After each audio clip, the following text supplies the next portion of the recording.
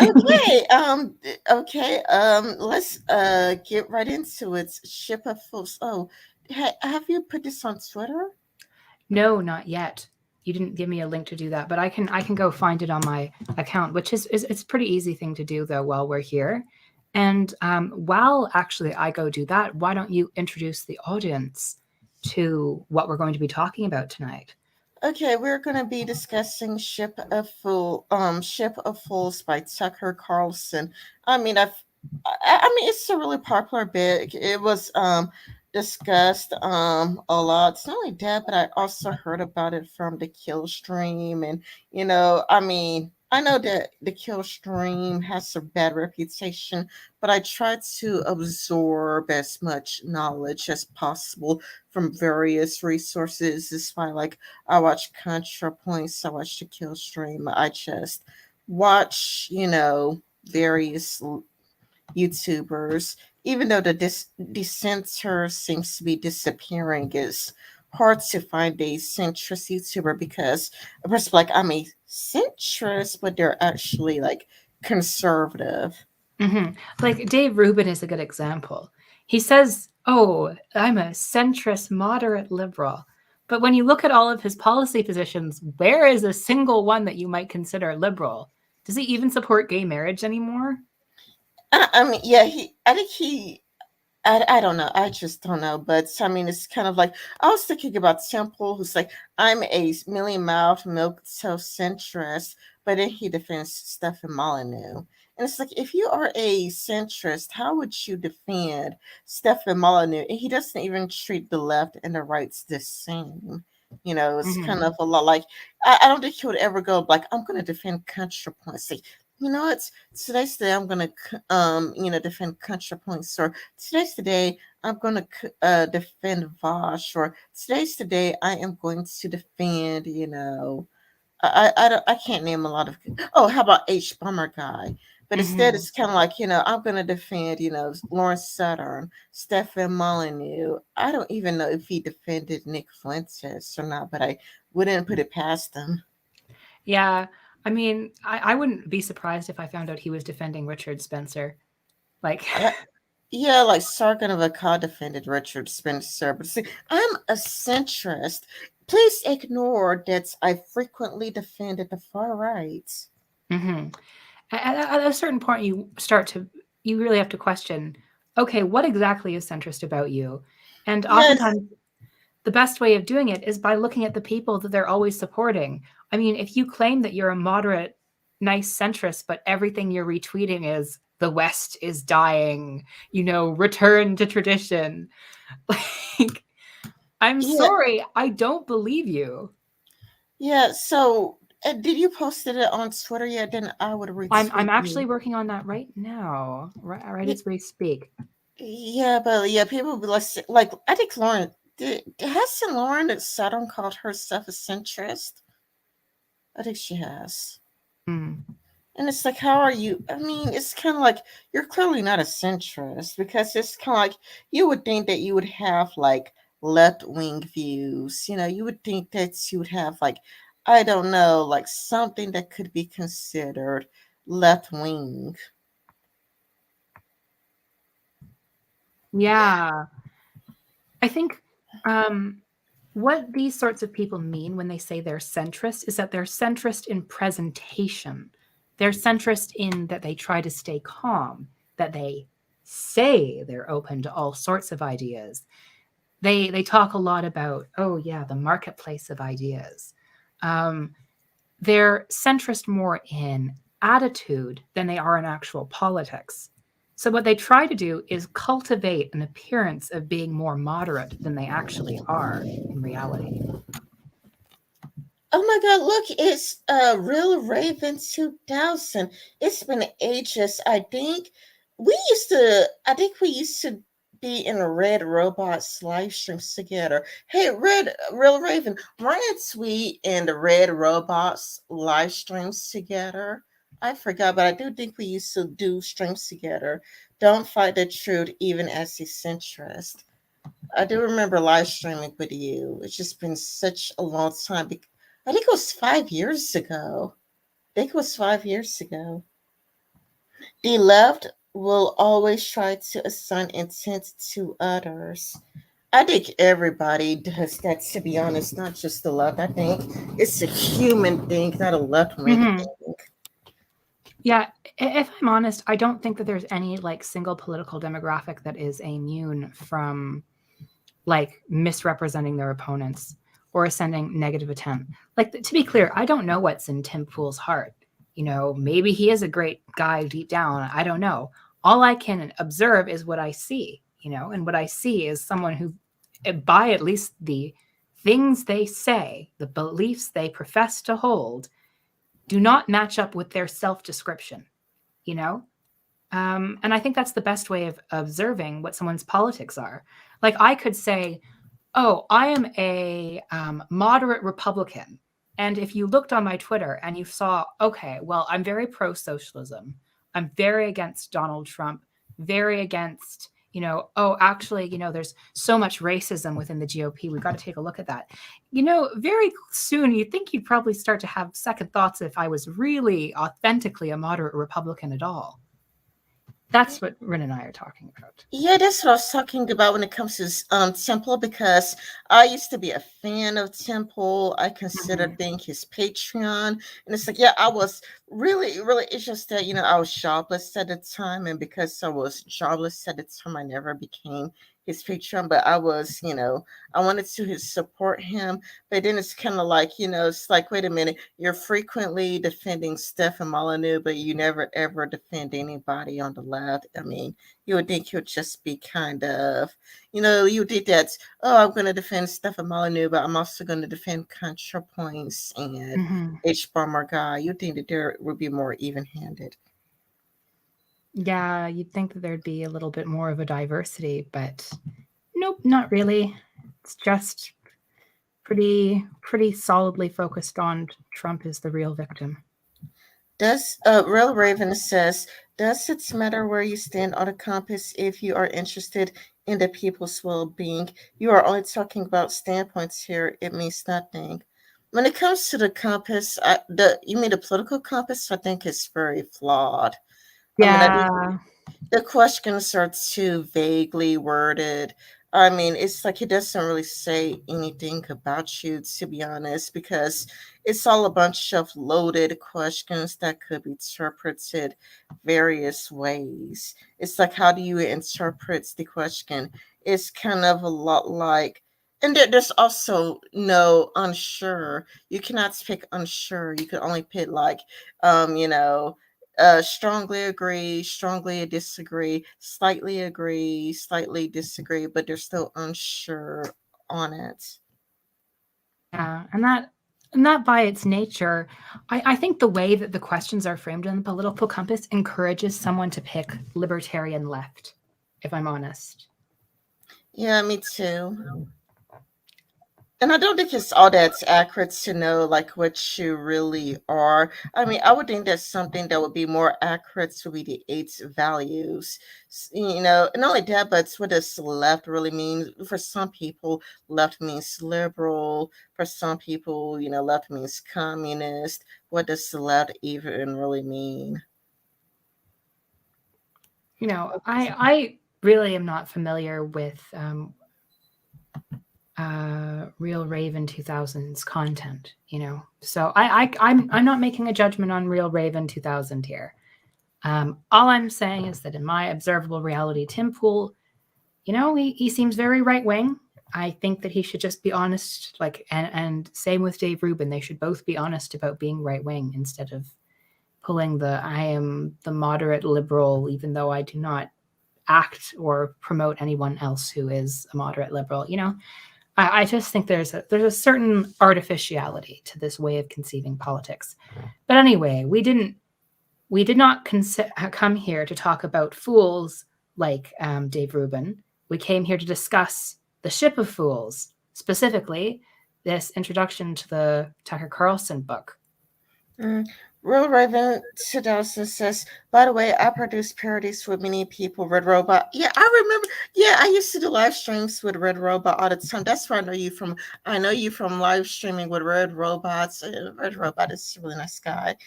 Phil Fobb, Dr. Randall McCann, and associates. I don't recognize that name. Gary Worson. I think I know who that is. Cognitive thoughts. I didn't think cognitive thoughts went right wing because I do think I saw him, get into it with what's his name again? His name is Ethan Roth. Ethan Roth. I think that Mhm. they're friends or ex friends, whatnot. To name a few. Lana Luscious.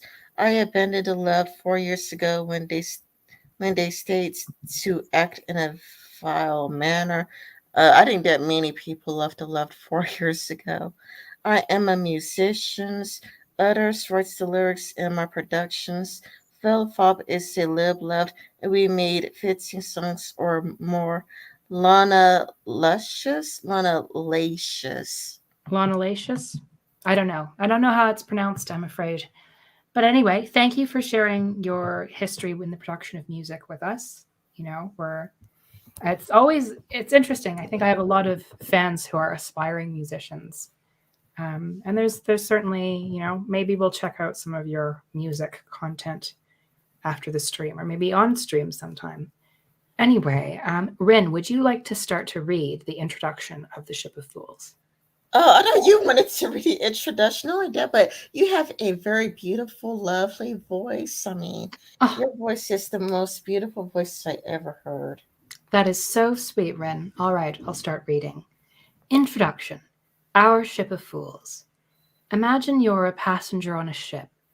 You're in the middle of the ocean, weeks from land. No matter what happens, you can't get off.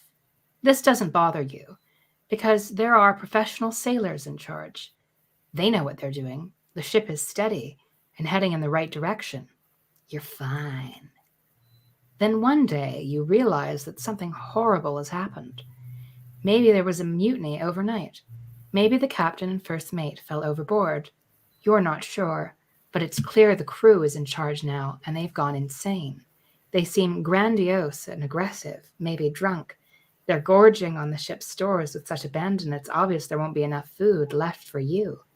You can't tell them this because they've banned acknowledgement of physical reality. Anyone who points out the consequences of what they're doing gets keelhauled. So let's continue a little bit. According to Real Raven 2000, yes, she is awesome. Go on. That's Lana Lacious. She is in Australia, hopefully getting her third child today. Oh, that is great. Oh, Yeah, congratulations. congratulations for Lana Congratulations. Lacious. If you ever watch this stream, we hope that your child has arrived safely and that you are now a happy mother of 3 instead of 2, presumably. And you don't need to read or my chats. Okay. Oh, you don't need to read all of my chats. Oh, sorry. I just tried to engage. I tried to engage instead of ignoring people, and Yeah, actually, Rin is very kind that way. She always likes to engage with her community. It's you know, she's like a very authentic content creator in that way. All right. Shall I continue with the Ship of Fools? yes, ma'am. Most terrifying of all, the crew has become incompetent. They have no idea how to sail. They're spinning the ship's wheel like they're playing roulette and cackling like mental patients. The boat is listing, taking on water, about to sink. They're totally unaware that any of this is happening. As waves wash over the deck, they're awarding themselves majestic new titles and raising their own salaries. You look on in horror, helpless and desperate. You have nowhere to go. You're trapped on a ship of fools. Plato imagined this scene in The Republic. He never imagined what happens to the ship. It would be nice to know. What was written as an allegory is starting to feel like a documentary, as generations of misrule threaten to send our country beneath the waves. The people who did it don't seem aware of what they've done.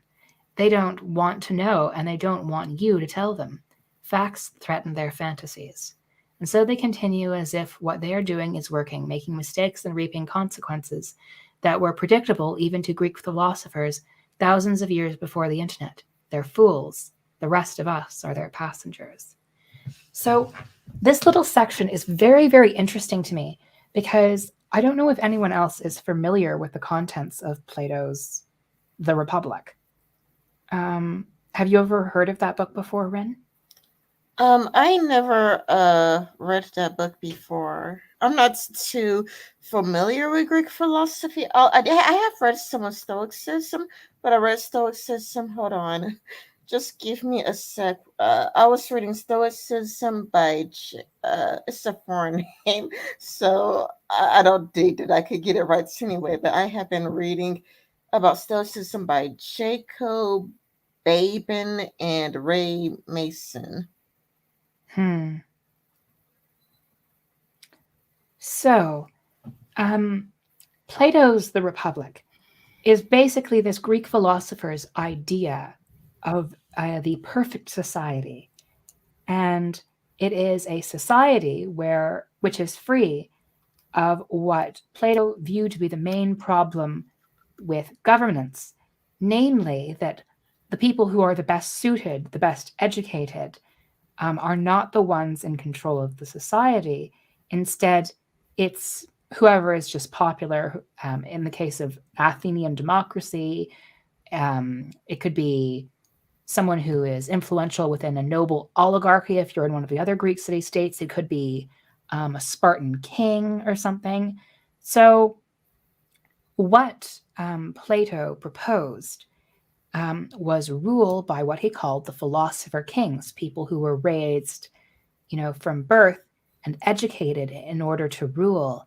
And there was supposed to be a sort of a myth that would help legitimize their rule. That some people have gold in their souls, some people have silver, some have bronze, and since each of these metals has um, lesser worth, the hierarchy is natural.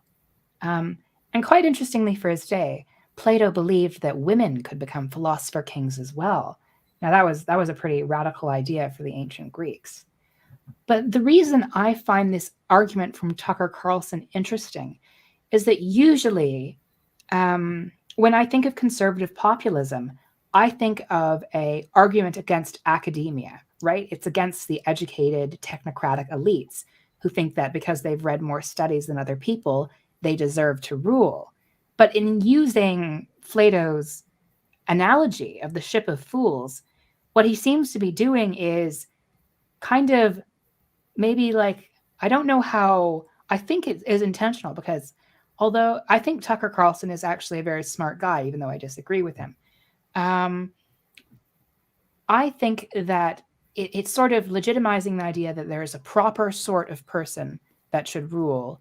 And which is interesting because the proper sort of person has very little to do with the conservative framing that you usually see in this sort of culture war that, oh, it's the academic, overeducated elite against the rest of us. But Plato was saying, wait, actually, the overeducated academic elite is the perfect people to rule society. Do you see why this is a weird metaphor for him to use? Yes, I can see it.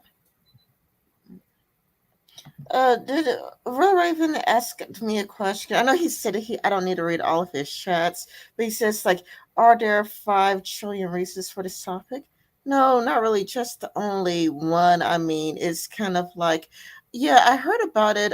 Well, I mean, first it was kind of like really popular. Like so many people like were really talking about it. Not only that, but it's kind of a lot like it was mentioned on the kill stream, and I tried to familiarize myself with various viewpoints. So I'll watch ContraPoints. I will watch Sheet Rough sometimes. Not lately though. Like I've been so busy that I quit watching the kill stream, but I did try to broaden my horizon by just watching as many viewpoints as possible. And then you see like a bunch of right wingers like, yeah, Tucker Carlson, right wingers like Tucker Carlson and Temple talks about how Tucker Carlson is killing gets and views. Like Tucker Carlson would just his views are just phenomenal. So it's like, Mhm. okay, if so many people are watching Tucker Carlson, then I'm interested in what he has to say because um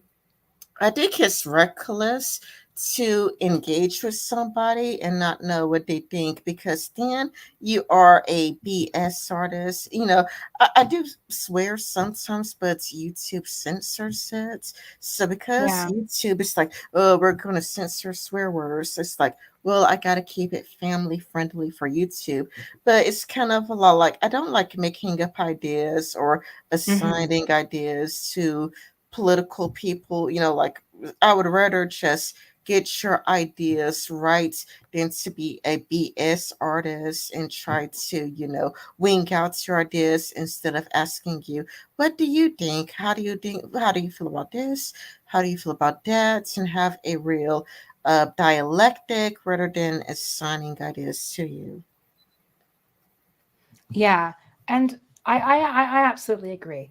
Now, Tucker Carlson, I think, is obviously much more right wing than both of us, and I think some of the ways he talks about these issues, there's an insidious element to them, and we'll get into that more as we keep reading.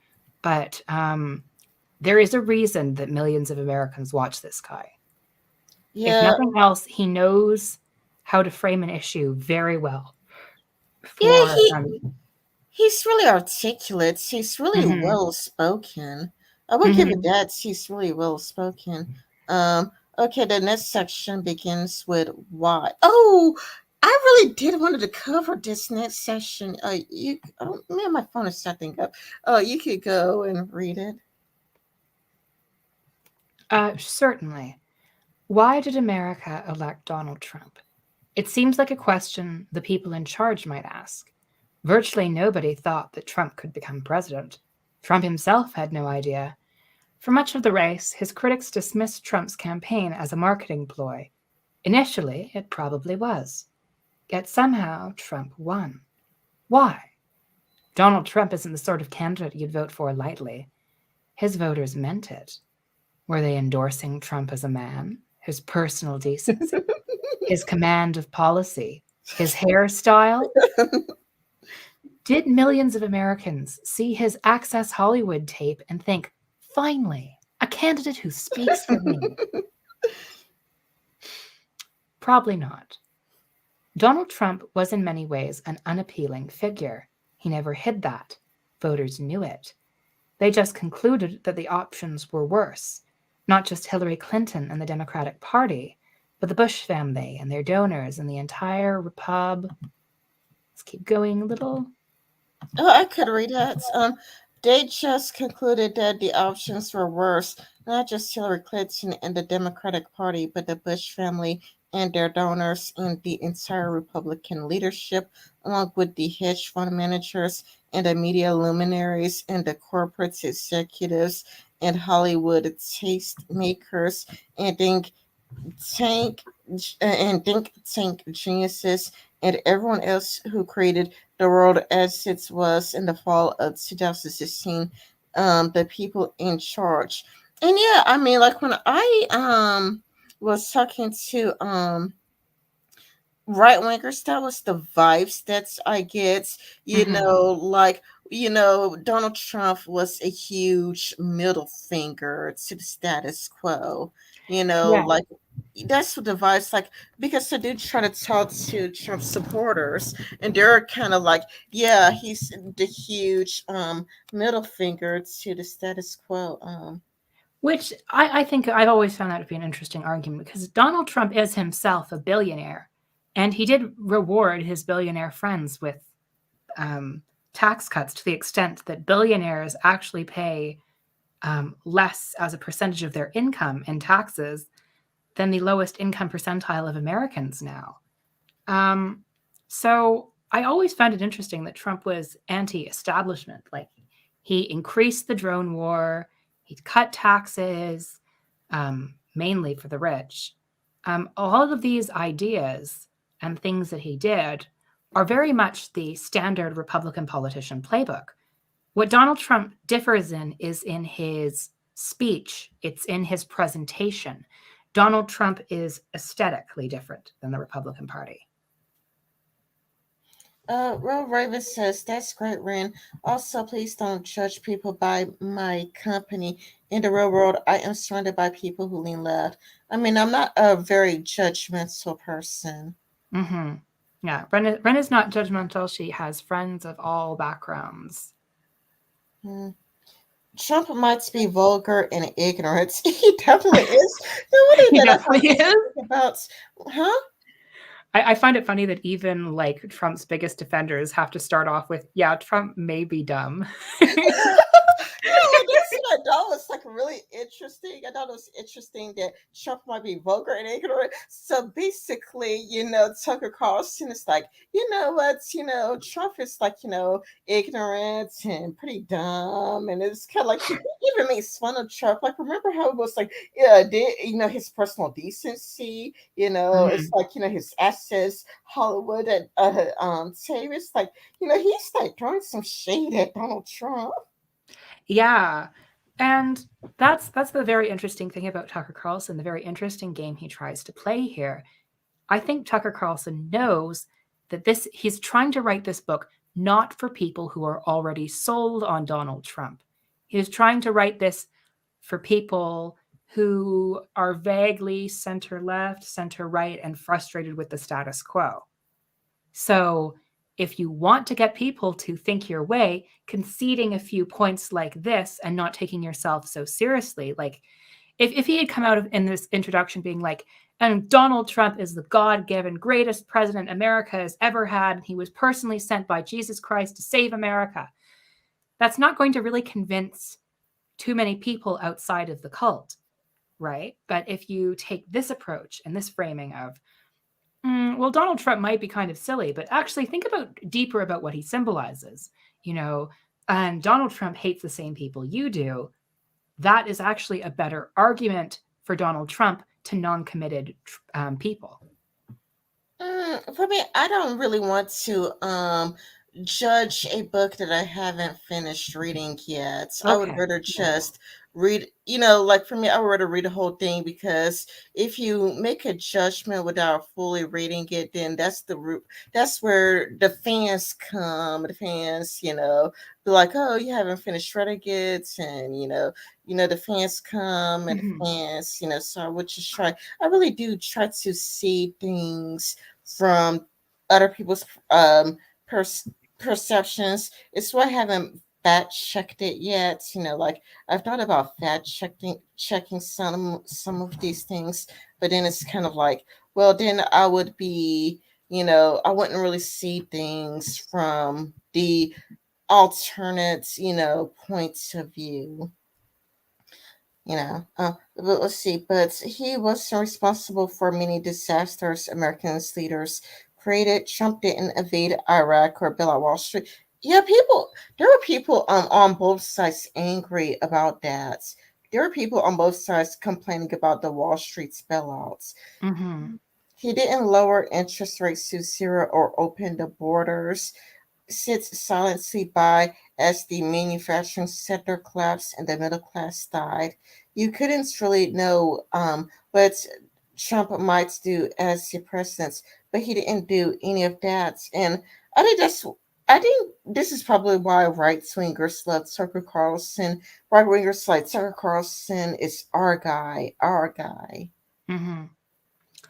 And also, though this stuff is very interesting because Trump didn't actually do a whole lot to revive the middle class and stop the decline of manufacturing in America. There were some performative gestures that I remember early on in his presidency, but by and large, they did not save that industry. And you know, having the low inflation, like the interest rates, I don't recall Trump raising them. You know, opening the borders is maybe the one thing I'll be like, okay, Trump definitely did not open the borders. He definitely did lead America to a more closed borders um, sort of mindset. So, but for a lot of these things, both the elites of past and elites of future and elites of present have a lot of commonality. They agree a lot with each other. Um, anyway, would you like to keep reading or shall I? Oh, you can read. There was also the possibility that Trump might listen. At times, he seemed interested in what voters thought. The people in charge demonstrably weren't. Virtually none of their core beliefs had the majority support from the population they governed. It was a strange arrangement for a democracy. In the end, it was unsustainable. Trump's election wasn't about Trump. It was a throbbing middle finger in the face of America's ruling class. It was a gesture of contempt, a howl of rage, the end result of decades of selfish and unwise decisions made by selfish and unwise leaders. Happy countries don't elect Donald Trump president. Desperate ones do. Pause, pause. Okay. A bunch of people highlighted that. Like, I don't know if you could see that, but do you see that underline? Do you Mm-hmm. see that underline? Like, I do. let's see. Wait a minute. What does it say? 1,002 highlights. 1,002 highlights. So people agreed with that paragraph. Trump's election wasn't about Trump. It was about a dropping middle finger in the face of America's ruling class. And that is what a Trump supporter actually said to me. A Trump supporter actually said that to me on Twitter, verbatim. That's how since so it's kind of like, so this is how the other side thinks. Happy countries don't let Trump. This must do. In retrospect, the lesson seemed obvious. Ignore voters for long enough, and you get Donald Trump. That's really interesting. Because anyway, it's almost like what's it called, a backhanded compliment, because it's Mm-hmm. yeah, because it's kind of like it is a compliment, but it's kind of like an insult too. It's kind of like, man, you had to be like really desperate to vote for Donald Trump. Mm-hmm. It is interesting the way this is framed because it's like, oh, Donald Trump, and on one hand is this is kind of the figure who will represent the unheard, and on the other hand, it's very much like, oh yeah, Donald Trump is is bad in numerous ways, but he would never have been elected had the system not already been failing. And the thing is, this is a point that most people can agree with if they're being sensible, most people can see that something in America isn't working right now and that change needs to happen. Now, regardless of whether you think those changes should be, most people who aren't like beltway liberals are going to agree with that statement. Um, so it's very clever, once again, for Tucker Carlson to open his argument this way, to try to sell people who are not yet Donald Trump supporters, voters, and on board with the message of the populist right, to begin with the idea that Donald Trump was an act of desperation. Yet the people at whom the message was aimed never received it. Instead of pausing, listening, thinking, and changing, America's ruling class withdrew into a defensive crouch. Beginning on election nights, they explained away their loss with theories as pat and implausible as a summer action movie. Trump won because of fake news tricked simple-minded voters, and I could see why Tucker Carlson would be popular with right wingers, like simple-minded voters. Like, it's kind of like you can't really dismiss millions of people, because how many people voted for Trump? It's got to be like 45 million people, I guess. 50 million. You're gonna dismiss people in the millions as simple-minded voters. No, I do not think that the people who voted for Donald Trump are stupid. Granted, there probably are some stupid people who voted for Donald Trump. There are some stupid people who voted for Hillary Clinton. Like, I have just as little respect for people who voted for Hillary Clinton solely because it's time for a woman in the White House.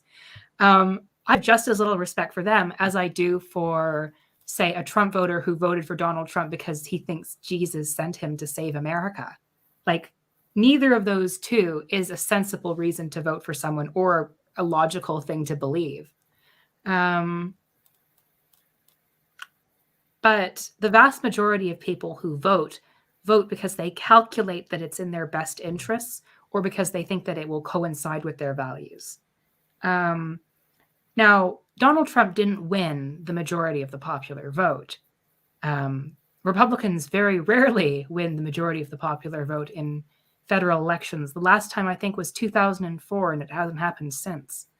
Now they may win against Biden. That's a pretty easy person to win and run against, but we'll have to see.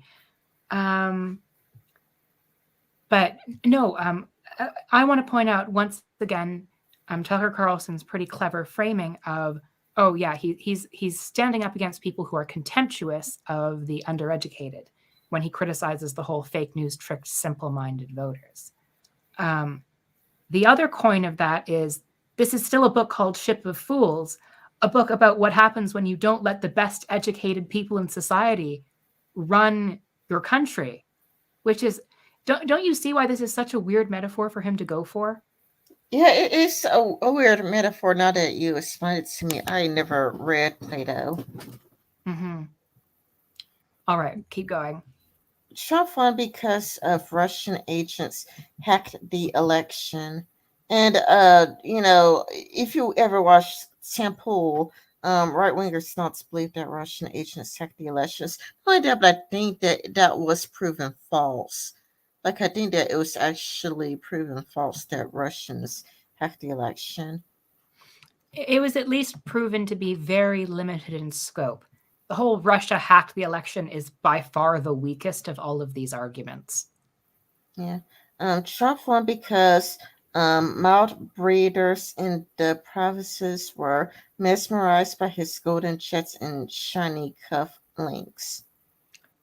So, what I think the argument Tucker Carlson is criticizing here is people voted for Donald Trump because he was their idea of what a rich person is like. Hmm. Oh, okay, let's see. Trump won because he's a racist, and that's what voters secretly wanted all along. Um, Okay, I don't think that many Trump voters are racist, and this has much to do with Pew Research, because when you Mm-hmm. look at Pew Research, I think it said that like 90% of people are in favor of interracial marriage. And not only that, but it's like many polls and many studies. Like each and every time you look at Pew Research or Gallup, it's going to be like, 89, ninety Mm-hmm. percent of people are in favor of interracial marriage. Yeah. The thing is, I think there's unquestionably at least some Trump voters that were that. Like Richard Spencer, for instance. Hail, his whole thing where he was like, "Hail Trump." Yeah, Um, but Richard Spencer voted for Joe Biden and Kamala Harris. yes, he did. Now, to be fair, that's not to say I don't think people who voted for Joe Biden and Kamala Harris aren't secretly racist either. I think that both the Republican Party and the Democratic Party can serve white supremacy, and I think some of their voters are racist people. Um, that is inevitable when you're dealing with, a country that has a lot of issues with racism. Now, I don't know if I necessarily agree with the argument that the only reason that Donald Trump won was racism, but I do think that he did target a lot of people pretty unfairly in his campaign, like Mexicans. Um, you know, if you want to talk about the problems with um, immigration, well, fine, but why do you have to name Mexicans in particular? Like, why, as an ethnicity, are they any worse than any other? Like, to me, that immediately makes the argument more racist than it arguably already subtly is. Well, it would be more xenophobic, I would think. Yeah, I mean, there's nuances that you can get into there, like nativism, xenophobia, because Mexican isn't a race. Hispanic, you can be white, Hispanic, brown Hispanic, like black Hispanic. That there's there's nuance to that conversation. Um, but yeah, I think of all of the four reasons, that's probably the one I have the most sympathy for, but I still don't think it's like a full good explanation, you know? Hmm. Okay, let's continue. Yeah. None of these explanations withstand scrutiny. They're fables that reveal more about the people who tell them than about the 2016 election results. Yet they seem strangely familiar to me. I covered Bill Clinton's two elections. I remember telling lies like this to myself. This reminds me of how, like, he reminds me of when reading that. It reminds me of Lauren Southern because it's a bit condescending when you think about it. It's sort of condescending. Like I used to lie to myself like that before. Mm. Oh, yeah, I should actually probably like click continue the video.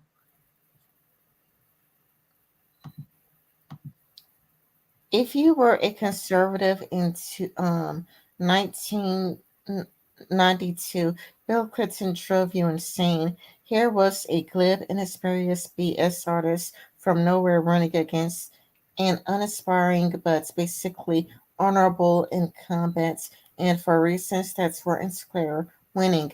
Clinton was shifty and dishonest. There was obviously, oh, that was obvious to conservatives. Somehow voters couldn't see it. They like Clinton. Did you want to read? I think you should keep reading. Uh, Conservatives believed they could win if they warned voters about the real Bill Clinton. They tried everything. Um, Jennifer Flowers, the draft dodging letters, Whitewater, Hillary Clinton's shady investments. All, all of Clinton's moral failings emerged during the campaign. Clinton turned out to be every bit as lazy as conservatives claim. It didn't matter. He won anyway. Conservatives blamed the media. Mhm. Um, did you want to read? Sure. Boo, boo, boo, boo. Conservatives blame the media. Honestly, I'm not seeing it in the video. Like, maybe if I go back a little, I'll see it. Because I'm trying to find.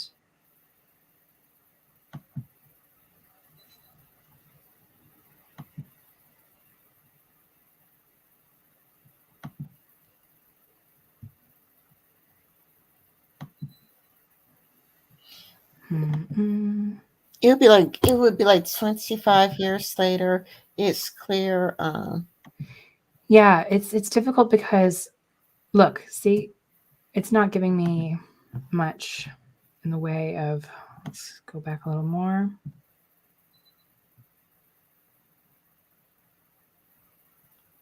I'm not seeing. I don't think your uh, video actually gets us to that point. um, I go back a 20, little here. 25 years later, it's clear that conservatives were the delusional ones. Voters knew from the beginning exactly who Bill Clinton was. They knew because voters always know. In politics, as in life, nothing is really hidden, only ignored.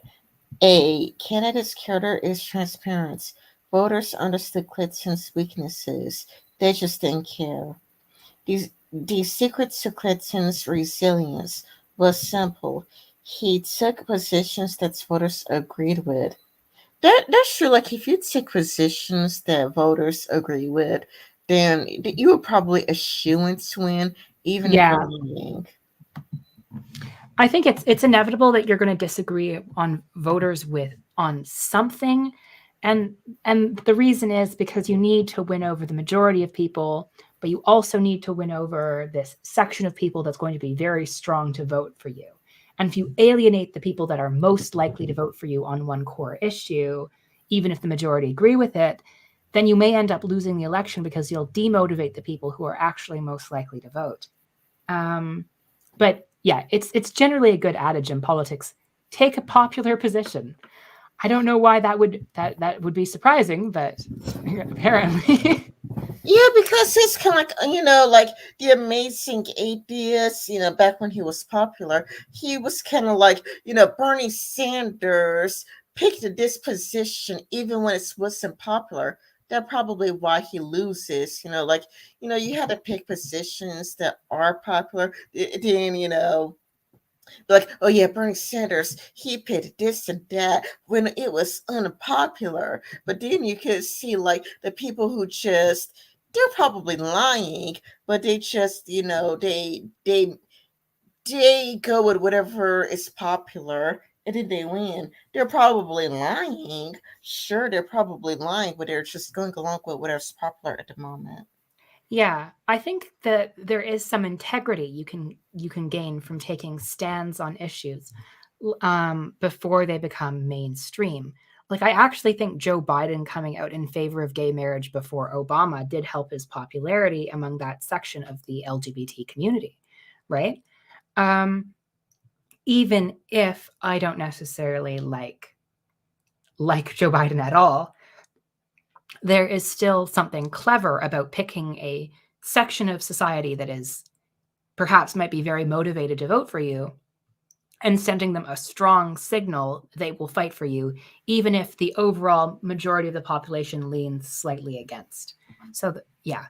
But I do agree with the general point that if you want to win in politics, take positions that people like. Yeah, yeah, because sure, with Bernie Sanders, he got the integrity of, getting a position long before it's popular. Like, I think he said, like, well, what's it, Bernie Sanders, was voted for gay marriage when, politicians voted against it. But it's kind of Mhm. like, sure, he was, at the very forefront, but it's kind of like if you pick positions that aren't popular, you risk losing the election. Yeah. So Um, it's a bit of a gamble. All right. Shall what you continue? what did I just get through reading? I forgot what I read. Oh, okay, I'll just reread it. The secret to Clinton's resilience was simple. He took positions that voters agreed with on topics they cared about at a time when many American cities were virtually uninhabitable because of high crime rates. Clinton ran against crime in a period when a shrinking industrial economy had left millions without work. Clinton ran on jobs. Have you found out where I am yet? No, you need to keep going. Keep reading. Okay. Once he got to Letton, Clinton seemed to forget how he won. He spent his first 6 months in the office responding to the demands of his donors. I do think that, politicians do care more about their donors than their voters.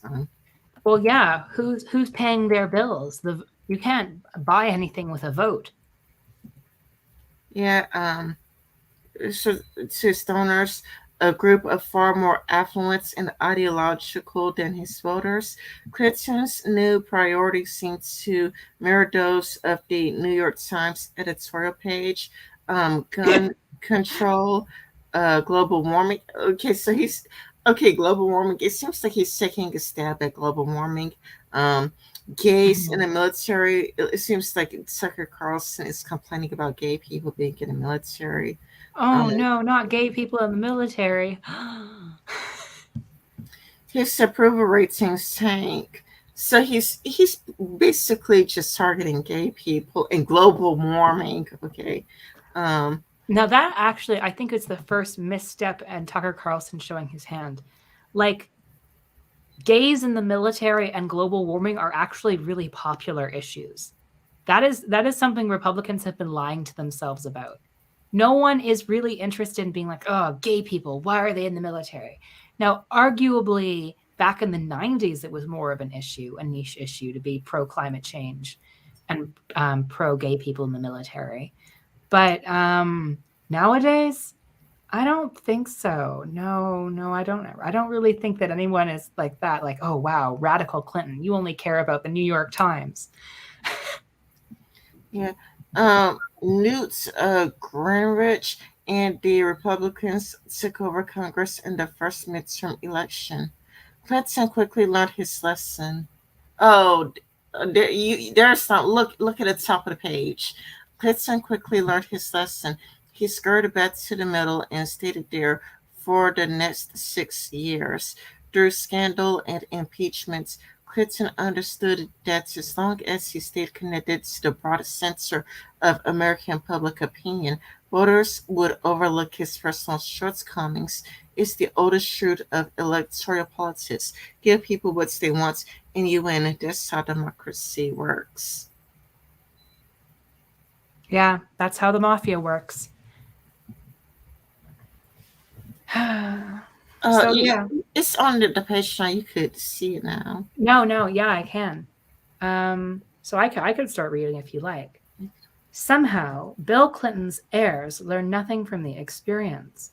They mimicked his speaking style and his slickness. Some had similar personal lives. Wait a minute. Who though? Who had similar personal lives? Because after Clinton wasn't Bush. I mean, Yeah, like Bush didn't really have a whole sex. Neither Bush nor Obama really had huge sex scandals. yeah, Maybe, neither Bush nor Obama had sex scandals. So what does he mean by some have similar personal lives? Because maybe he's thinking like gubernatorially, like some senators or something. yeah, but it says kind of like the somehow Clinton's ear somehow Yeah, another person remembered his speaking style and his thickness. Some has similar personal lives, but I mean, what Clinton is known for is the sex scandal with Monica Lewinsky. As far as I know, I mean, they might have an open marriage, but as far as I know, Bush has been loyal to his wife, and mhm. Obama is loyal to his wife. I Yeah, mean, they might it's have an open marriage, but even if they do, they did a really good job keeping it secret. of all of the presidents since Clinton, the closest to having sex scandals like Bill Clinton is Donald Trump. Yeah, I mean, it's kind of like, yeah, the only person that could think of that would perhaps have that sort of scandal would be Donald Trump. And someone who is also on Epstein's island along with Bill Clinton is, guess who? Donald Trump. Exactly. Anyway, yeah, I don't know what he's going on about here about Bill Clinton's heirs. Um, some had similar personal lives. They forgot about paying attention to public's opinion about issues. Meanwhile, America changed. The country went through several momentous but little publicized transformations that made it much harder to govern. Our leaders didn't seem to notice.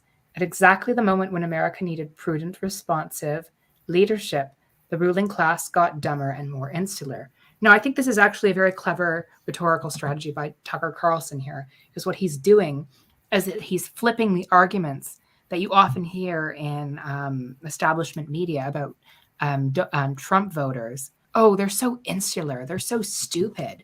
If only they could look outside of their small town rural world and see what America has become. And he's using it to go after liberals or elitists. Very, very clever, Tucker. That is a very clever strategy. Um, the most the first and most profound of these changes was the decline of the middle class. A vibrant, self-sustaining bourgeoisie is the backbone of most successful nations, but it is essential to a democracy. Democracies don't work except in middle-class countries. In 2015, for the first time in its history, the United States stopped being a predominantly middle-class country. Stop. Okay, stop. Okay, let's see how many highlights it got. It got 713 highlights. Mm-hmm.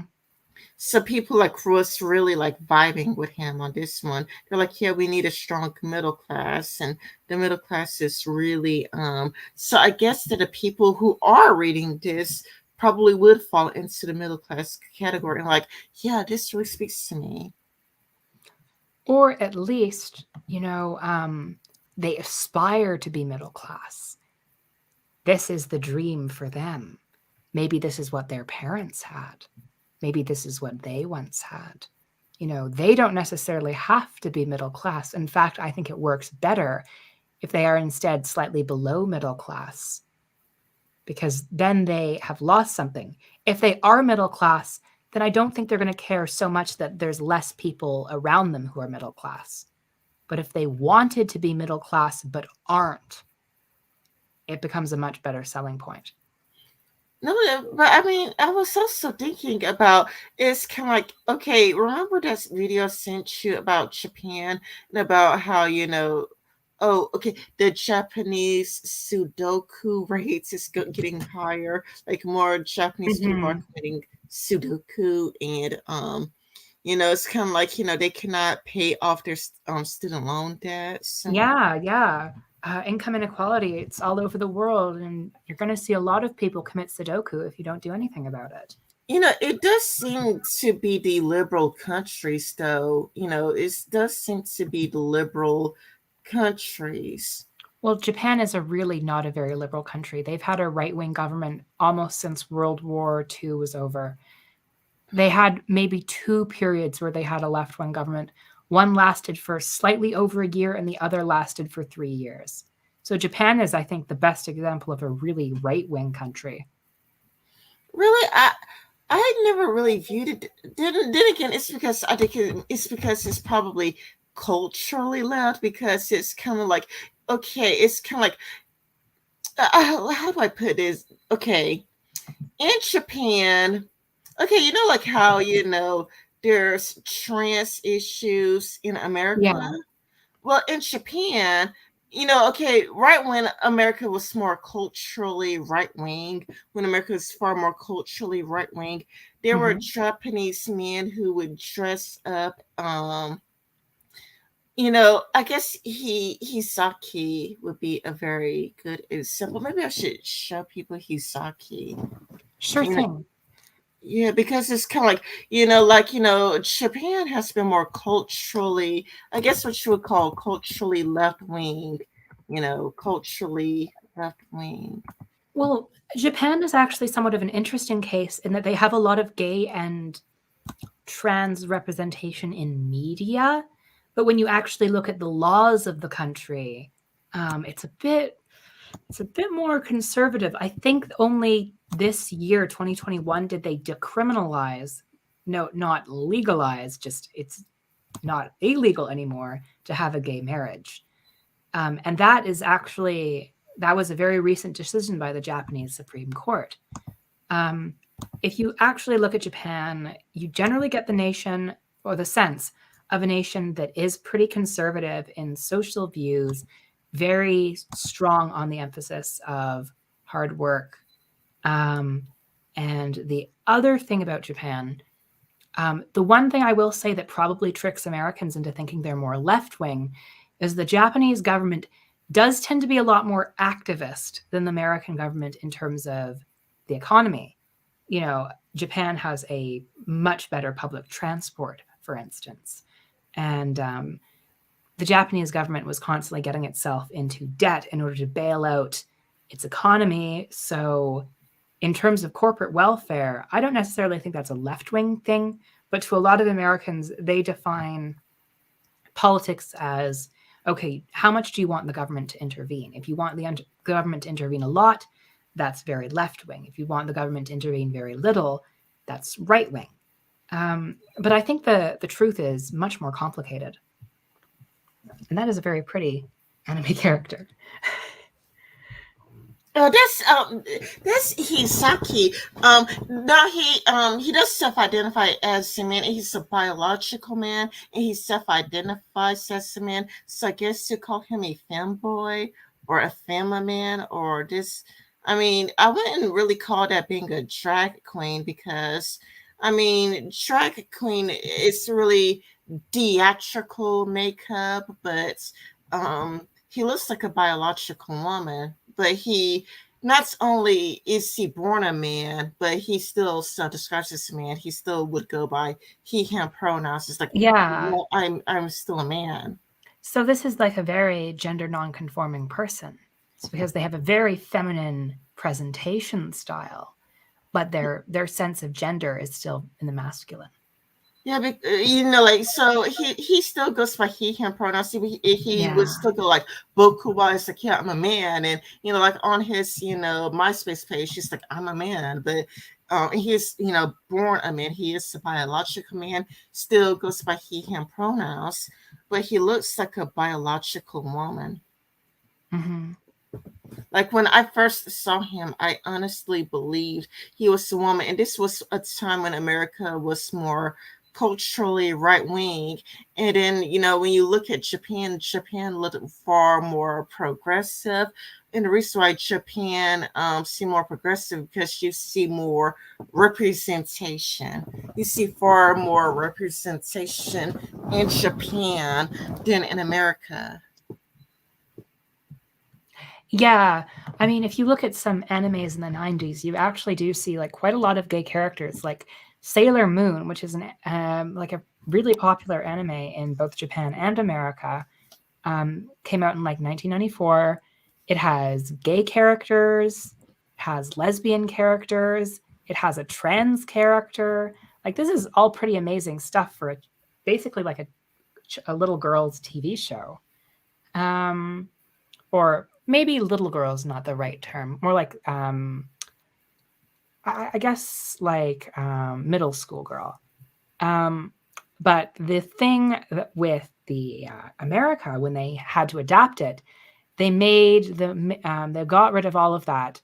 They made the trans character just a cis woman. They made one of the members of the gay couple a woman.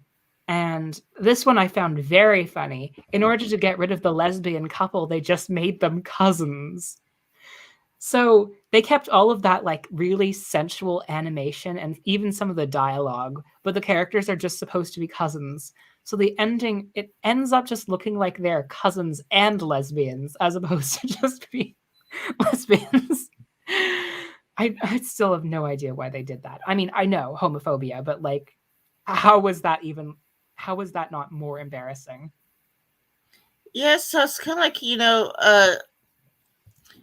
Japan just seems far more progressive, so I just viewed it as a left wing country because you just see far more representation. You see, far, far more representation. Not only that, but they do it really well in comparison to America. It's kind of a lot Mm-hmm. like their LGBT characters are far more lovable. You could easily fall in love with their LGBT characters. But when Mm-hmm. with America, it just makes everybody angry, including like gay people. Like even gay people, like what is this? Even gay people like pink capitalism. What is this? We don't even like this in ourselves. Mm-hmm. Well, the thing is, a lot of American media has it's very influenced by okay, we've got to try to appease like certain think piece writers. There's a certain kind of critic that is after us for these sorts of characters. So as a result, we'll write them in a very particular way.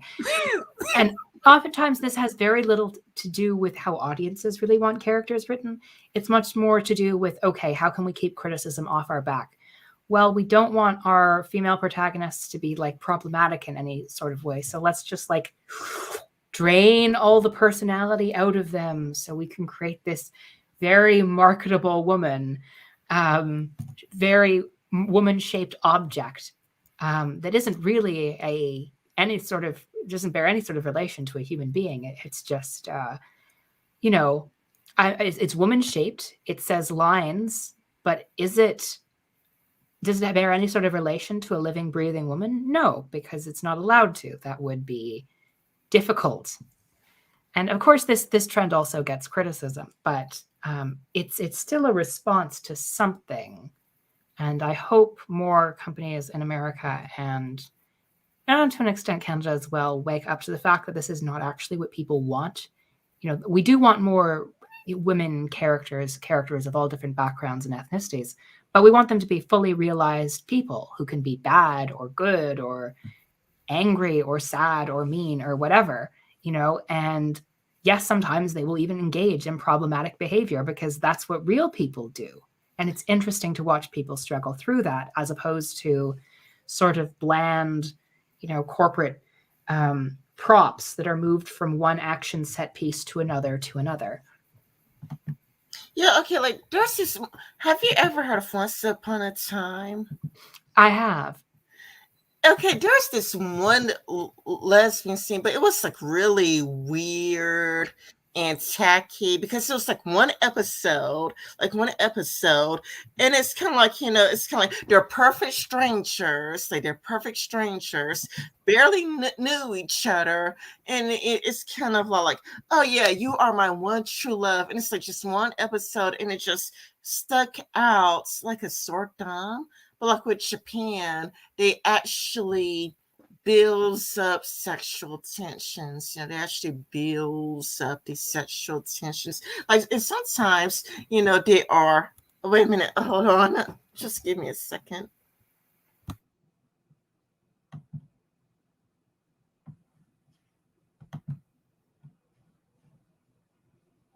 Sometimes they are, friends. They are friends in quotation marks, like wink, wink. They're Yeah. friends, but it's kind of like, even though they're friends, it's like they're like sharing a bed with each other. And it's like, Mhm. okay, so you're friends, but you're sharing a bed with your friend. And they really, really build up. And it's like, they do a good job at making people horny. They do a Mhm. really good job at making people horny because, like, if you go to like what's it, Crunchyroll, you look at like the comments and you just see so many horny people in the comment section. Some Mhm. people are horny, and then people will write fan fictions because they just get so horny because the writing is really good, but it's kind of like with America, it's like annoying, obnoxious. There's no real character building. It's not only that, but Little Red Riding Hood, it's like in the first two seasons, I think she was straight.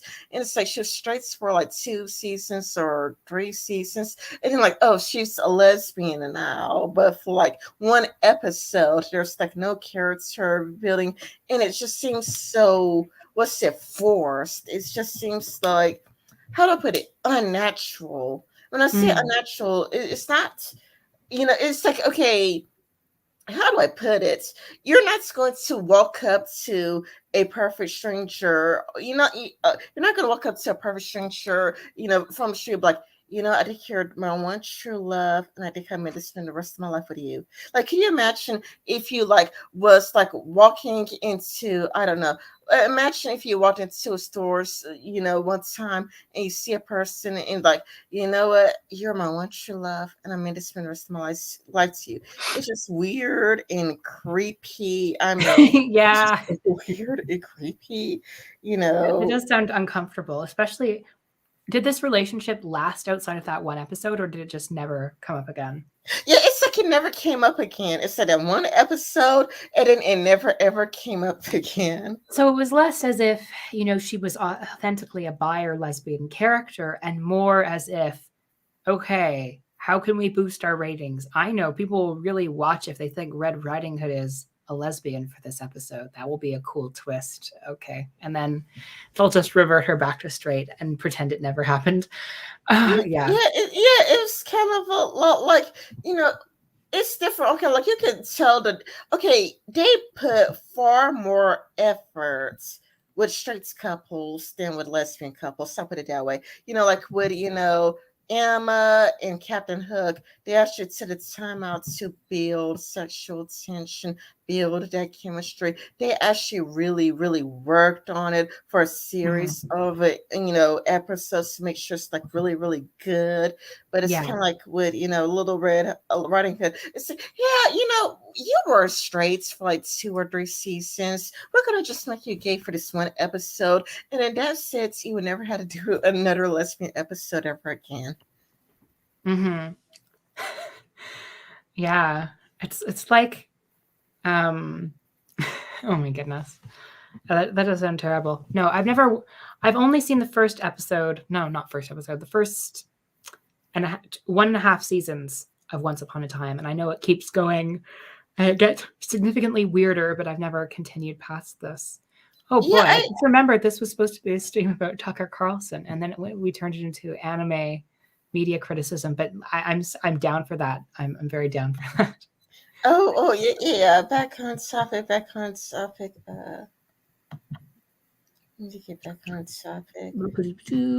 Um, I think we read past because I did say like stop being a 7. predominantly middle class country.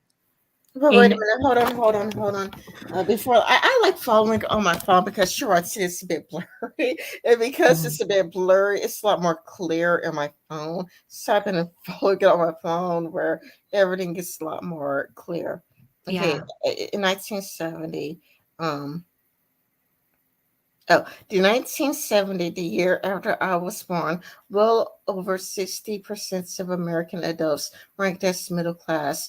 That year, middle class wage earners took home 62% of all their income, paid nationality. By 2015, Americans' wealth distribution looked very differently, a lot more Latin American. I said, did he really need to add Latin American? Did Yeah, he because really? that one has a sort of insidious double meaning. Because on one hand, oh, so you're saying it's more like a really unequal country like Brazil. The double meaning, though, is oh, America's become more Latin American, and this is why the middle class doesn't exist. See what I mean? Tucker Carlson is very insidious with the way he implants these ideas into his writing. I mean, I caught it quickly from reading it. It's a lot more Latin American, and it's like, wait a minute, Mm-hmm. that's, I mean, like that just comes across as a bit like something that Lawrence Southern or Richard Yeah, yeah. Spencer or It's Nick very Fuentes would it's say. very racist. But the thing is, what Tucker Carlson is not targeting people who are conscious and think about race. He's talking about people who are used to, at least in this book, are used to thinking about race subconsciously and resentfully because they don't analyze it as a topic and they don't analyze themselves. I don't think. Um, And so they wouldn't necessarily pick up on something about that, but they would feel spoken to by what Tucker Carlson is saying. Mhm. Anyway, keep going. Fortunately, nobody highlighted it.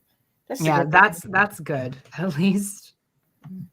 Middle class households collected only 43% of the national income, while the share for the rich had surged from. And this is where Tucker Carlson begins to sound to the left. Because, like, Mhm. now he just goes, it sounds a bit like, I don't know, like a socialist or something. Um, while the share of the for the rich has surged from 29% to almost 50%. Fewer than half of adults live in middle class, in middle income households. A majority of households qualified as either low income or high income. America has become a country of rich and poor, and the rich are were richer than ever. People who man, I feel like I feel like I have a cold. I think I have a cold. My nose is getting stuffy. Well, if you're feeling stuffy, I can take over. Yeah, please. A majority of households qualified as either low income or high income. No, I think you're America is reading in the becoming. wrong area. I think you're reading in the wrong area. Maybe I should still continue. People who once flew first class now took net jets over the same period in which manufacturing declined, making the middle class poorer. The finance economy boomed, making the rich wealthier than ever before. This happened over decades, but the recessions of 2008 accelerated the disparities. During the crash of the housing markets, more than a quarter of all household wealth in America evaporated. When the smoke cleared and the recovery began, the richest families controlled a larger share of the economy than they did before the recession. Now he sounds left wing. Now Mhm. he just sounds left wing. Yeah, and the um and we so here's the interesting thing. When ContraPoints was analyzing a video that Richard Spencer said, um, uh, she was analyzing a propaganda video that Richard Spencer had released. And Richard Spencer said in the video, America is turning into just another place to go shopping. And I'm like, and she said, this is something a leftist could say. And I'm like, yeah, you're right. And when you actually look at these sorts of populist right figures, that is their ace in the hole, is to talk about left-wing economic problems and real issues that society is facing, and then to direct your anger not really at the rich. Oh yeah, they'll throw in some things about elites, but what they're really targeting hardcore is the immigrants. Yeah. Over And I think if you'll continue to read, you will find that this is where the discussion starts to shift. Over time, this trend reshaped America. What had been essentially an egalitarian country where people from every income group, save the very top and the very bottom, mixed regularly, has become increasingly stratified. In 1980, it would have been unremarkable for a family in the highest tax bracket to eat regularly at McDonald's, stay in motels, and take vacations by car. A few decades later, that's just nearly impossible to imagine. There aren't many successful executives eating big. Sorry, I have a cold. That's okay. Successful executives eating Big Macs at rest stops in the New Jersey Turnpike,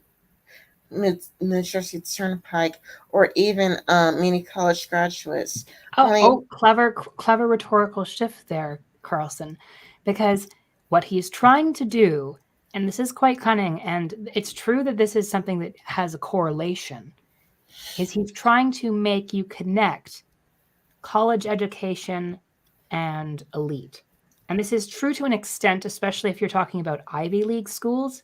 But there's a lot of people who are poor or lower middle class today who do have a college education. Um, Now, that isn't true for everyone. For example, a lot of people can't even afford to get any college education at all. And that's most people, actually. And that's why they get into student loan debt. And a lot of people, they see, oh, wow, I'll be in debt for the rest of my life. I guess I won't even bother to get a college education. And if you're clever, and if you are someone who wants to make a right wing political point, this is a really cunning strategy because it's shifting focus away from purely income, purely on who is rich, to, okay, who's different from me? Who's college educated? Who's in the weird elite other camp? Who's the coastal liberal elite? See what it means? It takes the focus away from what it should be, which is just, oh, look, there are rich people that are obviously benefiting from the way this country is being run. And then there's everyone else. Instead, it's becoming, there's another America, there's someone who's not like me. See how that's a much more insidious sort of argument, and one that you can manipulate for political ends, right wing political ends, a lot easier. yeah, I agree with you. Only hookers and truck drivers stay in motels. Most affluent people under 40 have never been inside one. The rich now reside in the other side of a rope line from everywhere else. But well, Tucker Carlson is like you're rich too. Yeah, this is funny. It's like, oh yeah. I always love it when people write as if they are not rich. Like, sometimes I feel that way a little bit about Bernie Sanders, but at least he's advocating policies that would help improve people's lives, as opposed to just being like, oh yeah, those elites, they sure are bad for not being like everyone else. It reminds me of those memes where it's like, have you ever seen the ones where it's like a normal person mask over like someone like crying or screaming or whatever? Like a Wojak. It reminds me a bit of that. You mean like there's a smiley face, but they're crying on in the corner Mm-hmm. smiley face. Yeah, I've seen that one. Um, They stand in their own queues at the airports. Okay, this is where he goes back to sounding like a communist. I mean, I'm sorry, Mm-hmm. but he just some stuff when you get this section. Okay, they stand in their own queues at the airports, sleep in their own restricted floors in hotel. They watch sporting events from skyboxes while everyone else sits in the stands. Okay, this is beginning. This is so like a ContraPoints video. Yeah. And that's the clever thing, you know. He's reappropriating like left-wing criticisms of society. He's taking that valid points and valid frustrations that people are feeling about living in a class segregated society, and then he's turning it around and using it as culture war fodder. Yeah, well, everyone else sits and stands. They go to different schools. Okay, AOC made that points. I know Yeah. I heard AOC made that points in a commercial. Mm-hmm. They, they go to different schools. They eat. Okay, he's quoting AOC. They're eating. They eat different food. Okay, they ski in private mountains with people very much like themselves. I bet Tucker Carlson does that. I bet Mm-hmm. Tucker Carlson does that. Oh, Oh, he totally does. His parents were rich, and he is like a multimillionaire himself. yeah. So he'll be skiing in a private, ski Mm-hmm. forest with people just like himself. Suddenly, America has a new class system. Neither party is comfortable talking about this. Traditionally, income equality was a core Democratic concern, but the party, long the standard bearer for the working class, has reoriented completely. The party's base has shifted to the affluent, and its priorities now mirror those of progressive professionals in Washington, New York, and Silicon Valley. 40 years ago, oh, this one has a lot of highlights. 40 Yeah. years ago, Democrats would be running elections on the decline of the middle class and winning. Now the party speaks almost exclusively about identity politics, abortion, and abstract environmental concerns like climate change. Now he's complaining about climate Why? change. Why is it seems like Tucker Carlson has a real hate on for climate change? Like, I'm sorry, that's not an abstract concern. People's houses are being destroyed by extreme weather literally as we speak. Like, climate change is contributing to this. This is wrecking lives. This is making it so much harder to live and eat and exist on this planet. It's not an abstract concern. It is a very real, practical concern with implications for all of us. And the whole thing about identity politics. Okay, yeah. I do think that sometimes Democrats do get a little stupid where they're like, oh, yeah, like, look, Kamala Harris, the first Black female vice president in American history. We should nominate Kamala just because of her, ethnicity and because of her gender. And I feel like that does a real disservice because there was a lot of really probably much more qualified women in the Democratic Party as opposed to the person who dropped out before the election even started. I'm sorry, Kamala Harris was probably a really weak pick for Biden's VP, and now she has like some 27% approval rating, like less than, oh God, what was his name? Dick Cheney. Like, do you know how bad you need to be more unpopular than Dick Cheney? It's just embarrassing. So, once again, this is, aside from the stuff about abortion and environmental concerns, this is sort of a point left-wing people can make, because I actually have made this point to you before that the Democratic Party now represents the new wing of capital, like finance, culture, that's heavily based on the West and East Coast.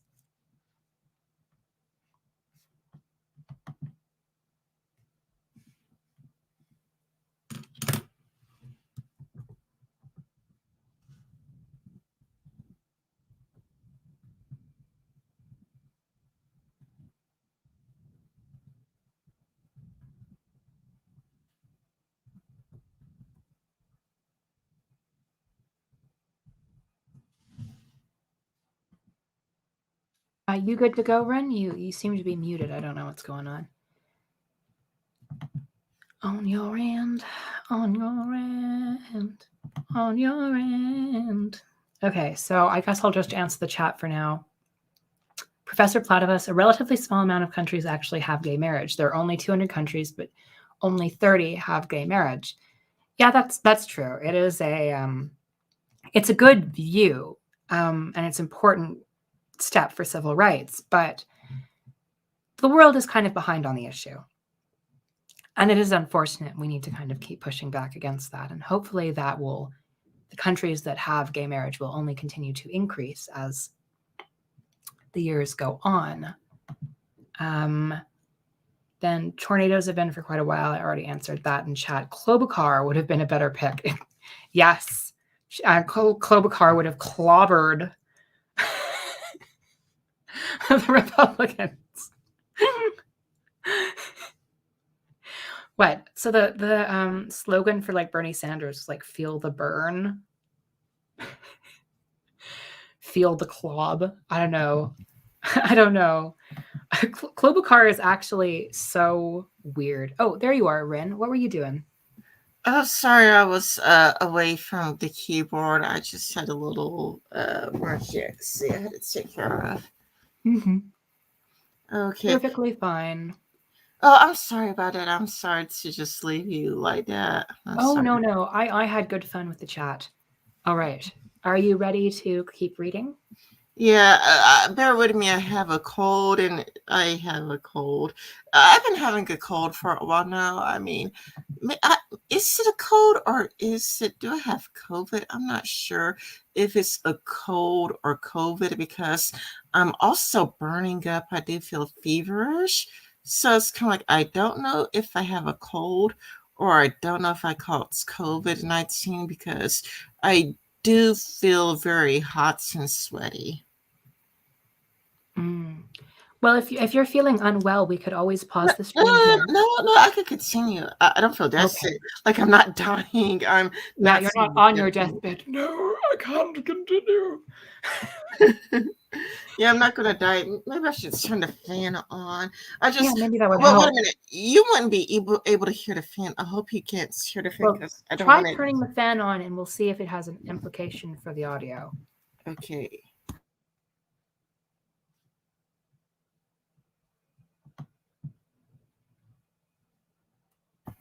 The fan isn't too loud, is it?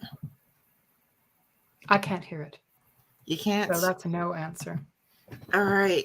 Yeah, because I just feel so hot and sweaty and I need to cool down. The Republicans, meanwhile, have never wanted to talk about the gap between the rich and the poor. Okay. He sounds like this begins to sound like a ContraPoints video. It does seem like something that ContraPoints or Vosh would say. It's like, oh yeah, the Republicans, they don't. I mean, he's even throwing shade at the Republican Party. He's actually throwing shade at the Republicans. Like the Republicans don't want to talk about the gap between the rich and the poor. It's like this is why he's called a nosball. People like calling him a nosball for this because he's right wing on racial justice, climate change, everything that you could classify as like social left. But when it comes to economics, Tucker Carlson does do an interesting sort of third positionism where he's like, yeah, we should be concerned about equality, or rather inequality. I guess he's also concerned with equality because he doesn't want people to be equal. What is third position? Oh, never mind. The Party of Business rejected the very idea of income inequality in parts because it sounded like a theory concocted by the French intellectuals to discredit capitalism when pressed Republicans tended to dismiss reports of inequality with a shrug. Okay, this is where he gets weird because he is throwing shade and he's insulting the Republican Party. It's weird because he is Republican, but now he's like insulting the Republicans. Yes. So what Tucker Carlson is he's a very particular kind of Republican. He's a populist right Republican. So what he's trying to throw shade at is the old like neocon George W. Bush crowd, where it's the Mitt Romneys of the world, where they're like, corporations are people, my friend. Well, that's the problem. Well, both Republicans and Democrats are like, Republicans and Democrats are like, oh yeah, corporations are people. This is where it becomes bipartisan, and it's Mm-hmm. like no matter, you could be like on the left and you're voting for Democrats, or right to voting for Republican, but one thing that they're like unanimous on is that corporations are people. I know. Like, I wonder what, like, I wonder if we're going to start getting corporate pronouns.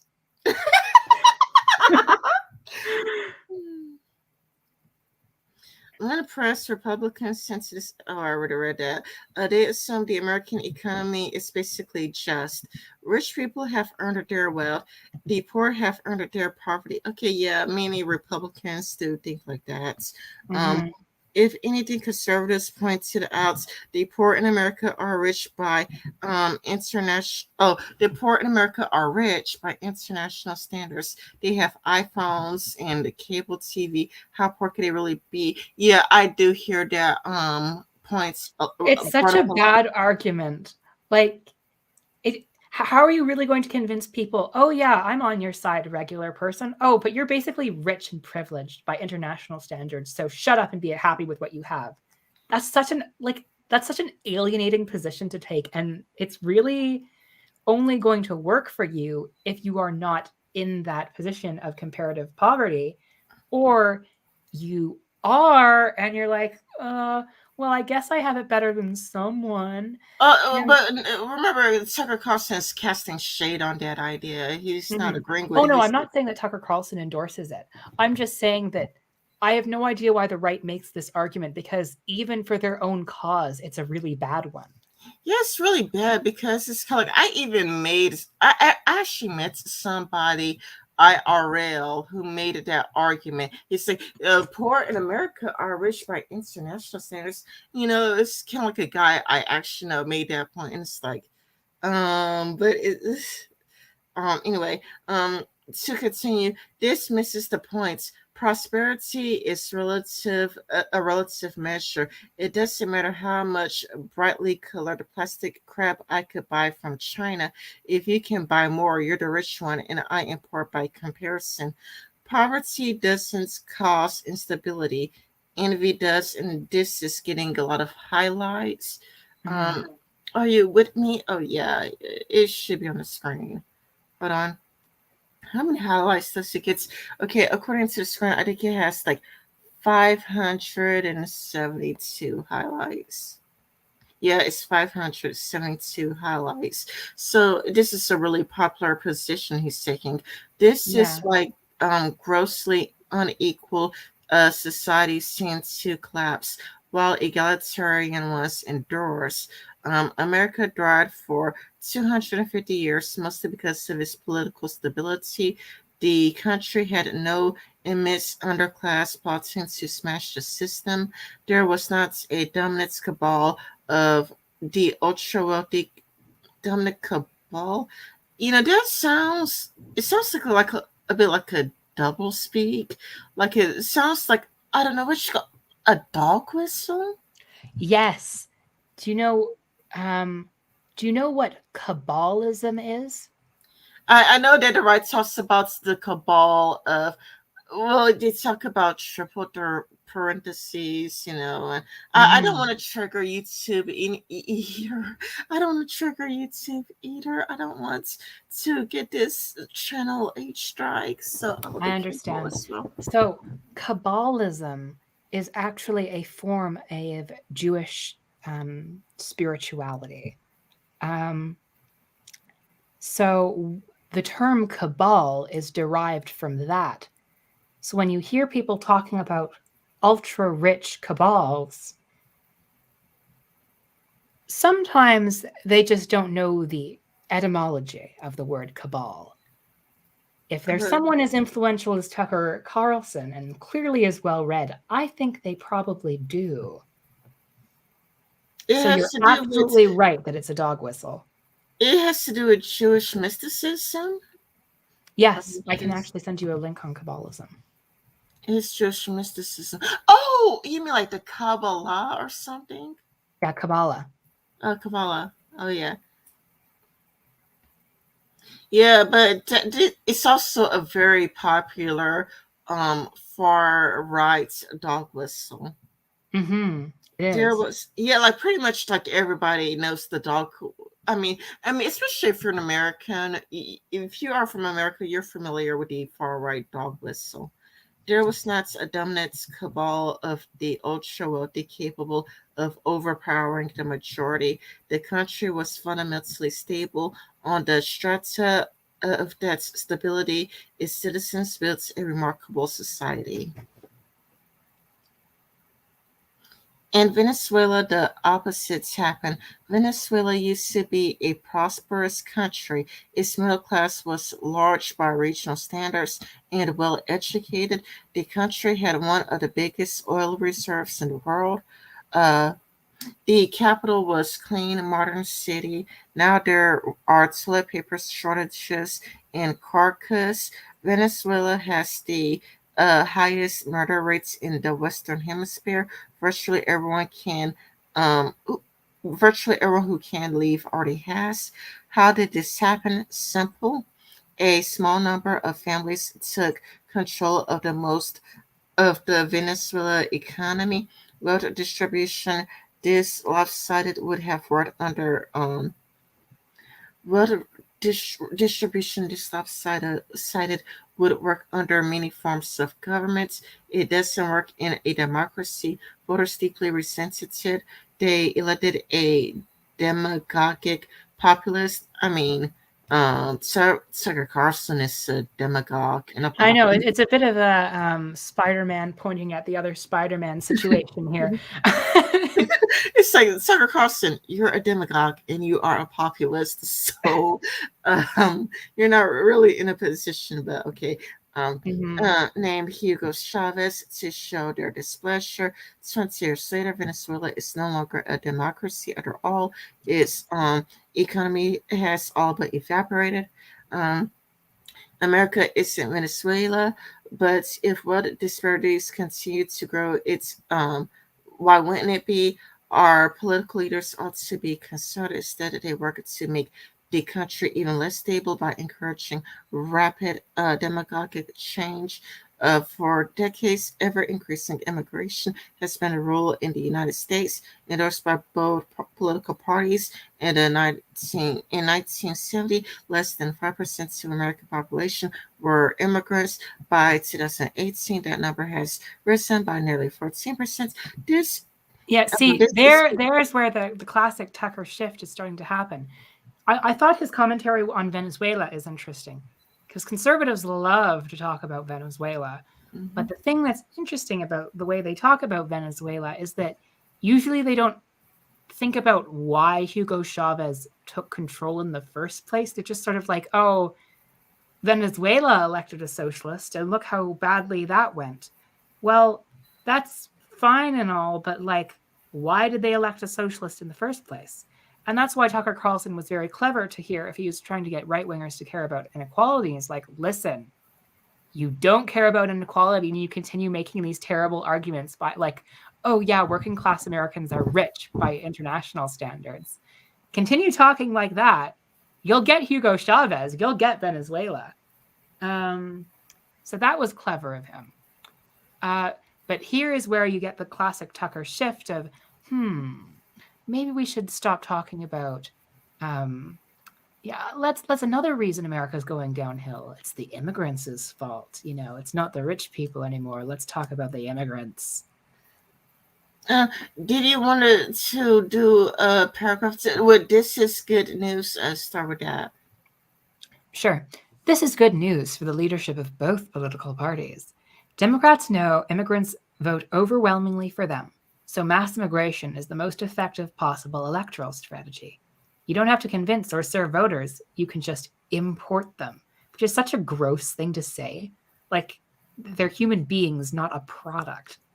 Um, Sadly enough, the Democrats probably really do view the oh, absolutely. Yeah, yeah.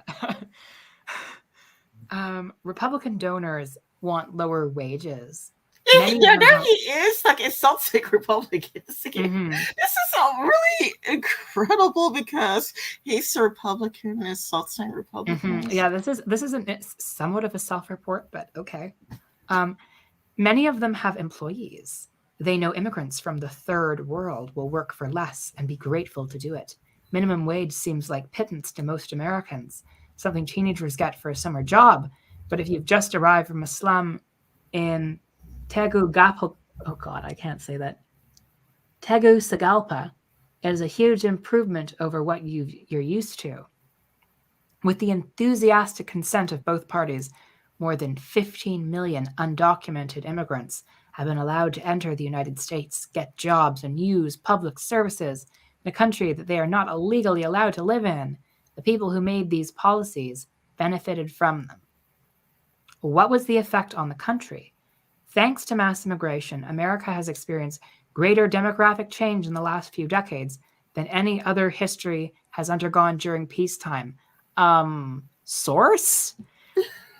Like, I'm pretty sure that there are, like, think of how many people were immigrating to America in the early 20th century and the 19th century.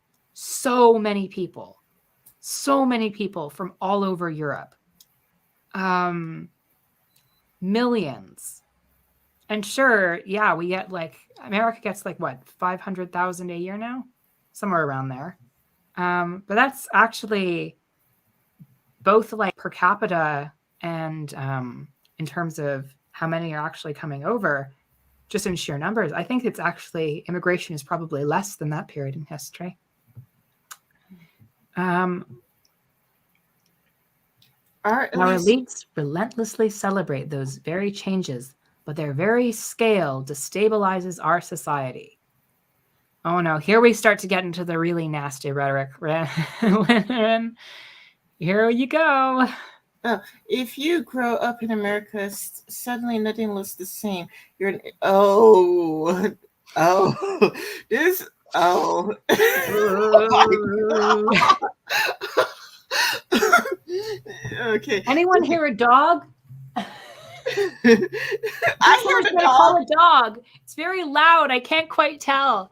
The dog is really loud, barking very loud and viciously.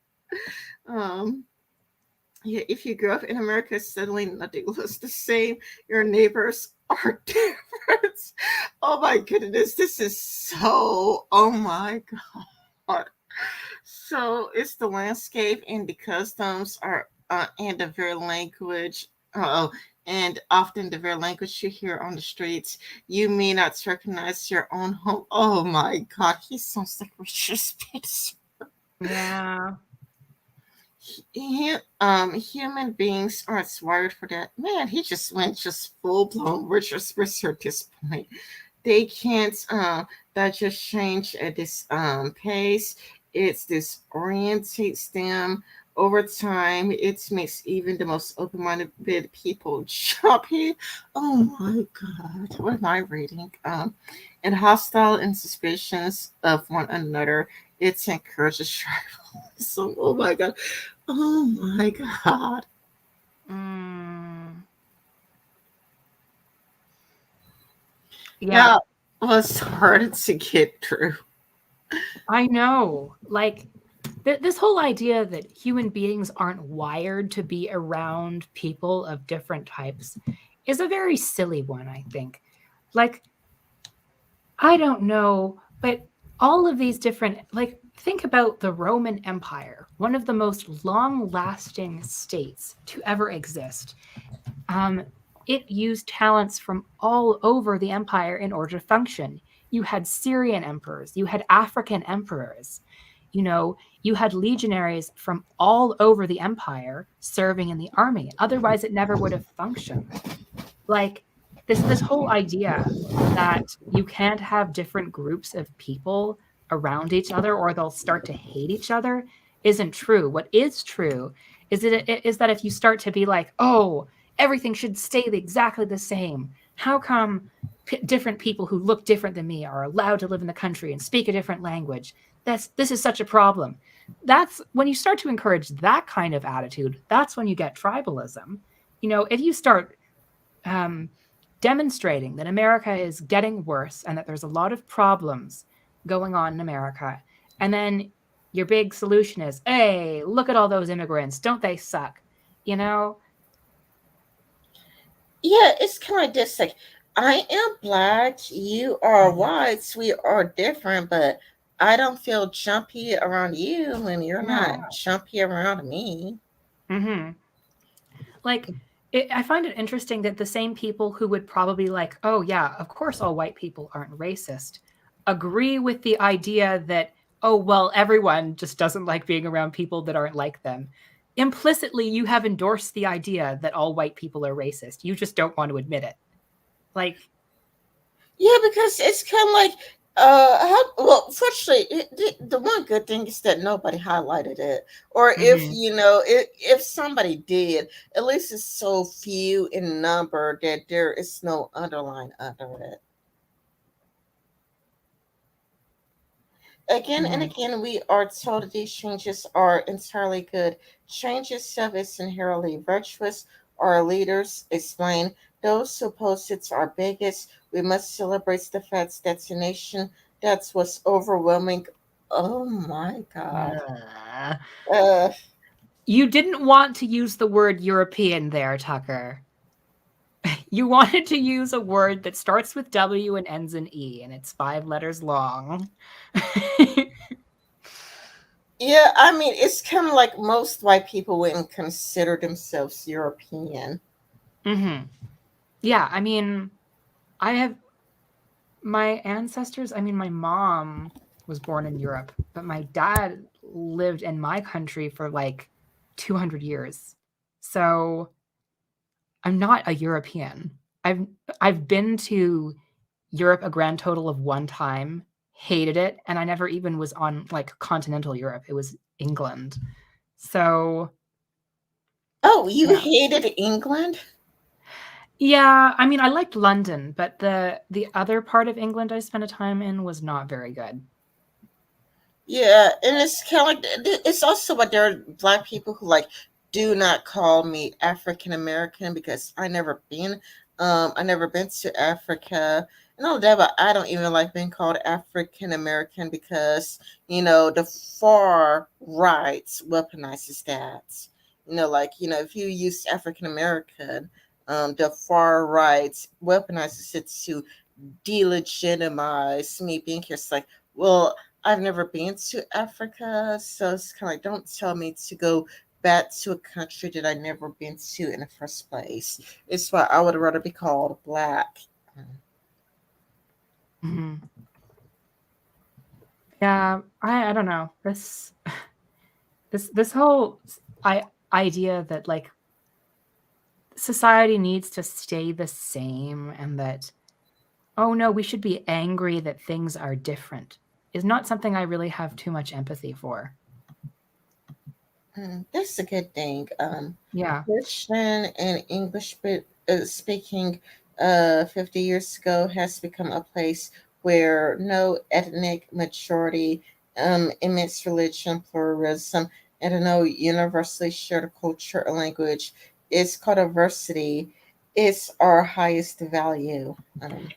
The thing is, like, the whole no ethnic majority, I'm pretty sure that white people, especially if you count non Hispanic white people, sorry, if you count Hispanic white people, they make up a pretty definite ethnic majority in America, somewhere around like 74%. Um, Non Hispanic white, it gets to be more like 58%, but that's still a majority. So America, one, does have an ethnic majority. Immense religious pluralism. I'm sorry, Tucker. America was literally founded on freedom of religion. Like, how are you going to change that? Are you going to force people to have one religion? Complaining about people believing different things is not really something you can. What is your policy solution to something like that? It's impossible. America has always been a country with immense religious plurality. even within Christian sects, America was a refuge for various different Protestant groups, leaving persecution in Europe. Religious pluralism is it's a central part of American identity, I think. No universally shared culture or language. American culture is, I think, probably one of the most influential in the world. Like, American celebrities are the world's celebrities. And although it doesn't have America doesn't have like a legal language, like an officially, and never has, most people speak English. Like, almost all people in America speak English. I'm sorry that if you're upset that, like, I don't know, maybe 50,000, immigrants talk in Spanish instead. But really, them talking in Spanish doesn't hurt you. It doesn't take anything from you. I don't understand this idea. Like, personally, I think that English is a pretty strong language. It's not something we need to be afraid about disappearing just because someone else speaks differently. Like, I don't understand that anxiety. Well, when it comes to the working class point of view, I do think, how do I put it? Okay, I quit security. I quit security, but we do get truck drivers that speak exclusively Spanish, Mm-hmm. and it does make my job harder Yeah. because I mean I do speak basic Spanish, but it's kind of like there used to be a time, like at least when I was in school, it was said that if you spoke more than one language, you would get a higher income. Like Mm-hmm. if you spoke, Spanish, you would get a higher income over somebody who spoke just English. But it's like if you're a security guard, the pay is terrible. Mm-hmm. It's horrific. It's abysmal. But then you have to deal with truck drivers that speaks exclusively Spanish, and then it backs up traffic. Traffic ends up being severely backed up because nobody speaks Spanish. Yeah. So the thing is, I'm not even against like having a requirement, say, on a citizenship test to be like, okay, can you fill out this test in English? Now, there's still going to be situations where people won't be able to do that, like refugees. In which case, I think sometimes the situation is just too urgent. It's more important that their life is saved than we really be like, but do you know how to speak your ABCs? Um, but by and large, I think that's something that most people would agree to. I don't see a reason for English to become like the official national language. Um, but, you know, I think that there's ways that we can compromise on that. More investment in bilingual education. But no, I think that there's definitely things we can do to accommodate people who, basically speak English and they want to talk in English. That is maybe the only one where it could possibly provide any sort of division. But on all of these other things, like, does me being Jewish and you being Christian really provide a huge source of tension where we have to like dislike each other now? I don't really think so. Oh, I mean, well, in the Catholic Church, they do encourage going to the synagogue. And not only that, but I mean, I have studied a bit to Judaism, and Judaism is really, really interesting, Mm-hmm. because, okay, Satan is different in Judaism. I think Satan is like a prosecutor, something God's prosecutor, or Yeah, yeah. kind Um, he's kind of like Satan in the Jewish tradition is not. He's an angel. He works for God, and his role is to kind of um, test humans on God's behalf. He's not the same sort of like, oh yeah, I hate God and I rebelled against heaven and then I was cast out sort of figure. Um, you might know this kind of Satan um, from the book of Job, where Satan's like, oh, um, I don't think humans are really all as hot as you think they are, God. And here, let me prove it. If you take away enough from Job, he won't be as faithful to you. And God's like, I don't know. I have faith in Job, but okay. And you see that even as Job's life gets worse and worse and worse, he still has faith. and it kind of proves the Satan wrong. And of course, we speak of a Satan because a Satan is a role, not necessarily like one individual. Yeah, because there's Ha Satan. Ha Satan meaning the Satan.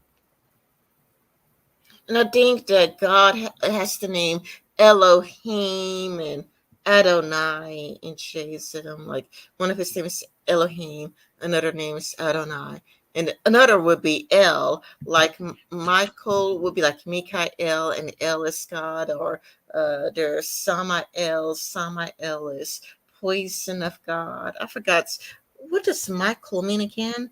I need to Google what does Michael name mean.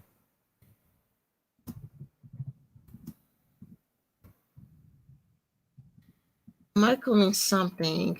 Um, One who is like a god. So Michael or Mikael would be one who is like a god. So El is God.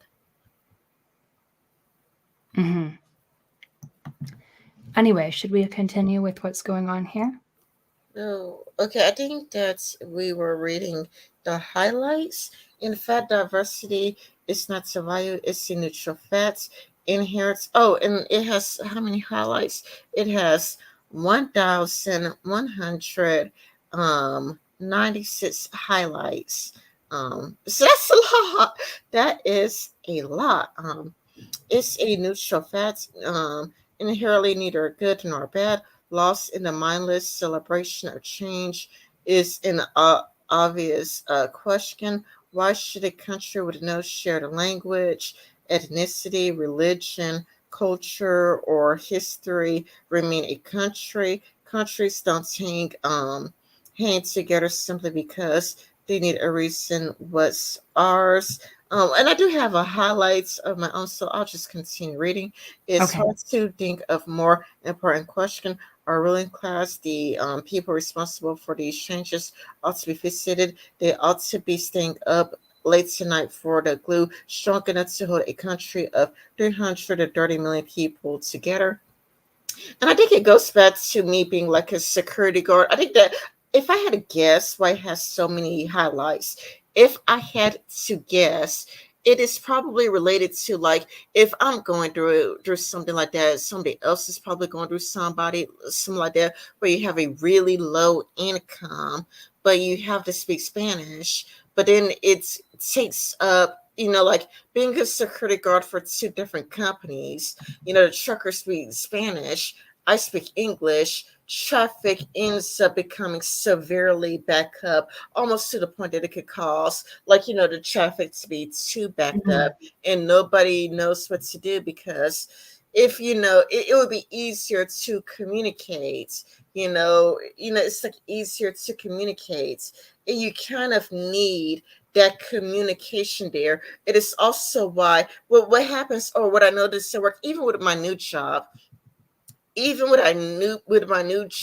people are just beginning to self segregate. Which is why English is like really powerful, because without that unison or unity, whatever, people are starting to self segregate. Where there are people, I'm not going to mention the third language, but there are people who like speak English, and they, are in their corner. The people who speak Spanish begin to segregate, and you kind of see this, you know, I mean, it's not like a children's cartoon.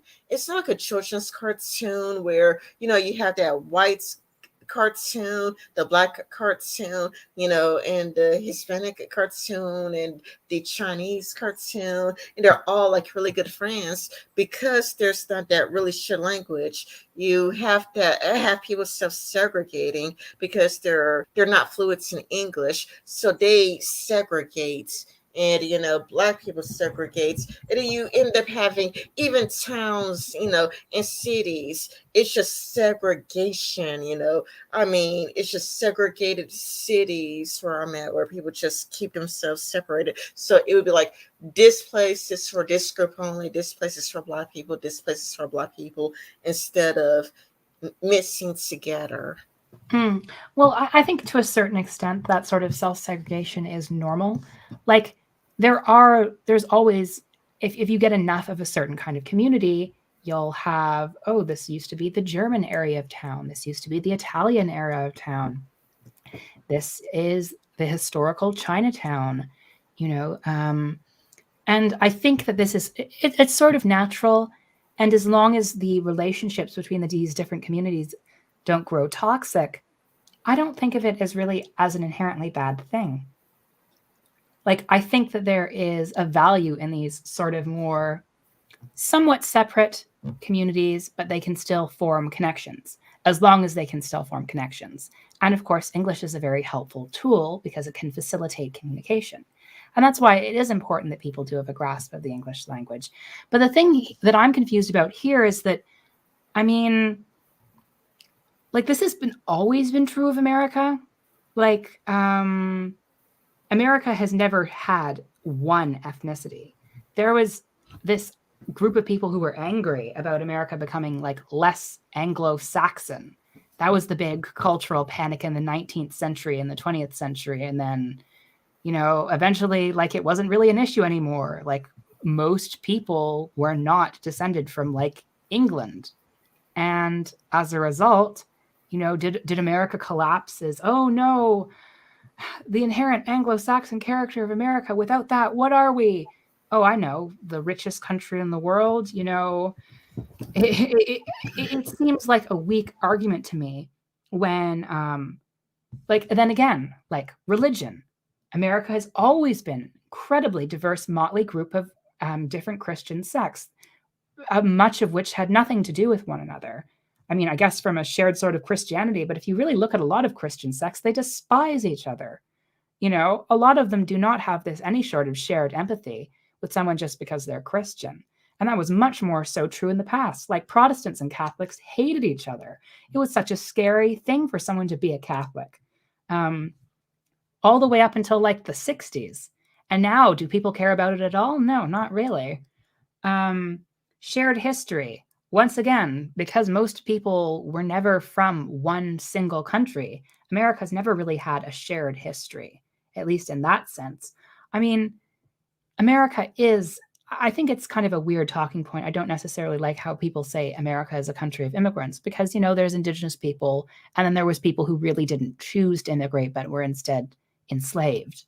Um, but it is true that America has never been a country with a shared ethnicity, um, or shared history or shared culture or shared language. Um, Except the one that they found in America that they made themselves. And I still think that is something that can happen and still is happening. And that essential diversity has always been a part of American culture. And I do agree with the idea that diversity is not a value, it's a neutral fact. But at the same time, I actually do think there is a deeper value in being open to different ideas and different perspectives and people from different backgrounds living and existing among you, you know?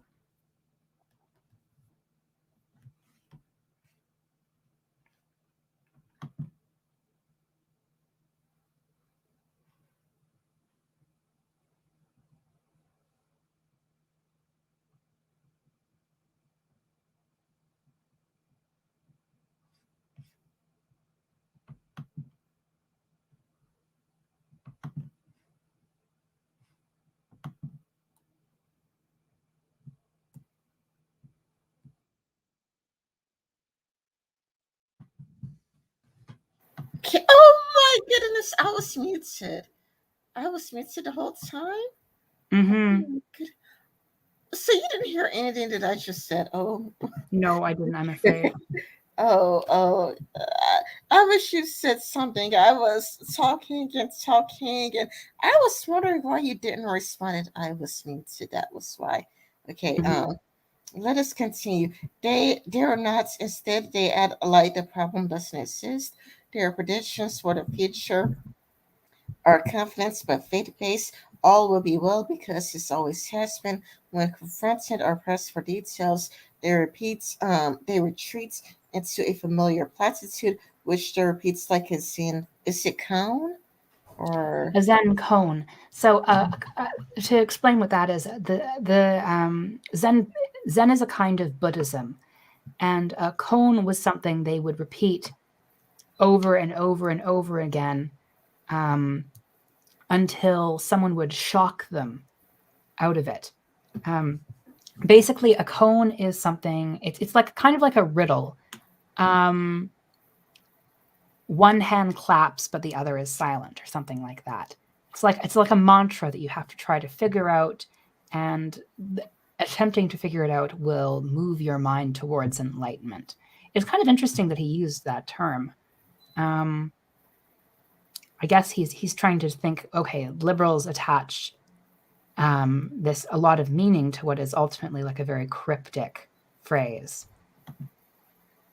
the next one has 1092 highlighters. Mm-hmm. But its diversity or strength, the less we have in common, the stronger we are. There's that Tucker Carlson humor again. Mm-hmm. Um, is that true of families? Is it true of neighborhoods or businesses? Of course not. Then why is it true of America? Nobody knows. Nobody's even allowed to ask the question. I don't know if I agree with the idea that the more we have in common, the stronger we are. Like, can you imagine how dull a conversation between you and I would be if we were exactly the same and agreed on everything? Yeah, I actually had a friend that was like that, and it gets annoying after a while. At a certain point, when a person agrees with you too much, it's like, please stop agreeing with me. At It's a like, are you another person, or are you just a clone that was created by some scientist while I wasn't paying attention?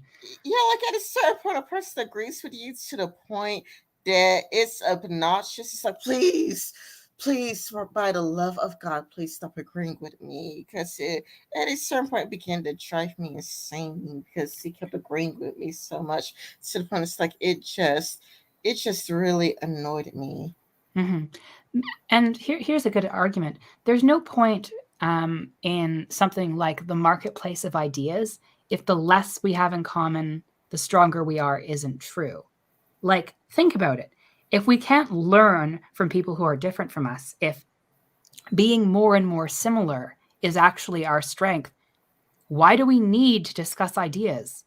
Why do we need to reach out to people from different perspectives? We should only be reaching out to people of things we share almost everything in common, right? That's what will make us strong.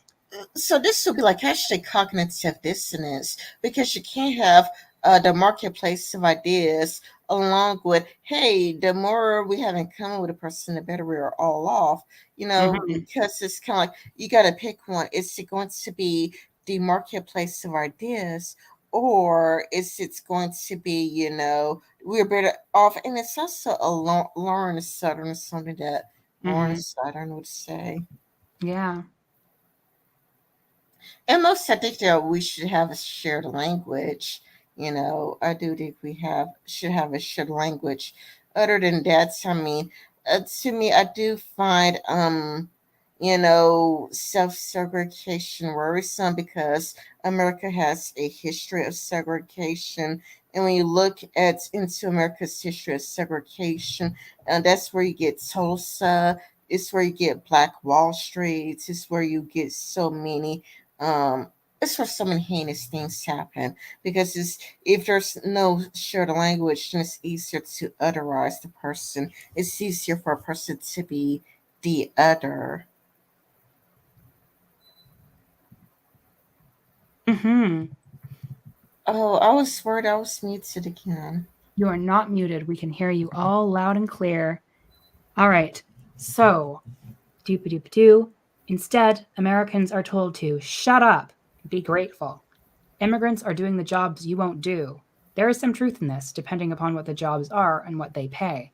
But what would happen if those jobs disappeared? One recent study concluded that 20 million low skilled American jobs could disappear in the next 25 years, replaced by automation. Let's say that's half true. The country loses 10 million jobs in a relatively short period. What becomes of the people who currently occupy them? Many of these people are recent immigrants, but they won't go home. They still live here. How many will be successfully retrained as software engineers? Maybe some. The rest are likely to wind up angry and disenfranchised and wondering what happened to that American dream we promised in exchange for washing our underwear. So here's the thing with that argument. Like the American, that implicitly acknowledges one, the American dream doesn't really work. And that is, I think, where you're going to, if you want to find something to build a country on, you have to stop believing in national myths, or at least create ones that reflect reality a bit better, you know? Because no one would have any reason to be angry if you don't make false promises. So if you don't promise, like, oh, yeah, one day you can be rich too if you work really, really hard, you'll have no one who's upset when that isn't the case, because you didn't promise it to begin with. It won't take much to convince them to vote for a radical populist who will make Donald Trump look restrained.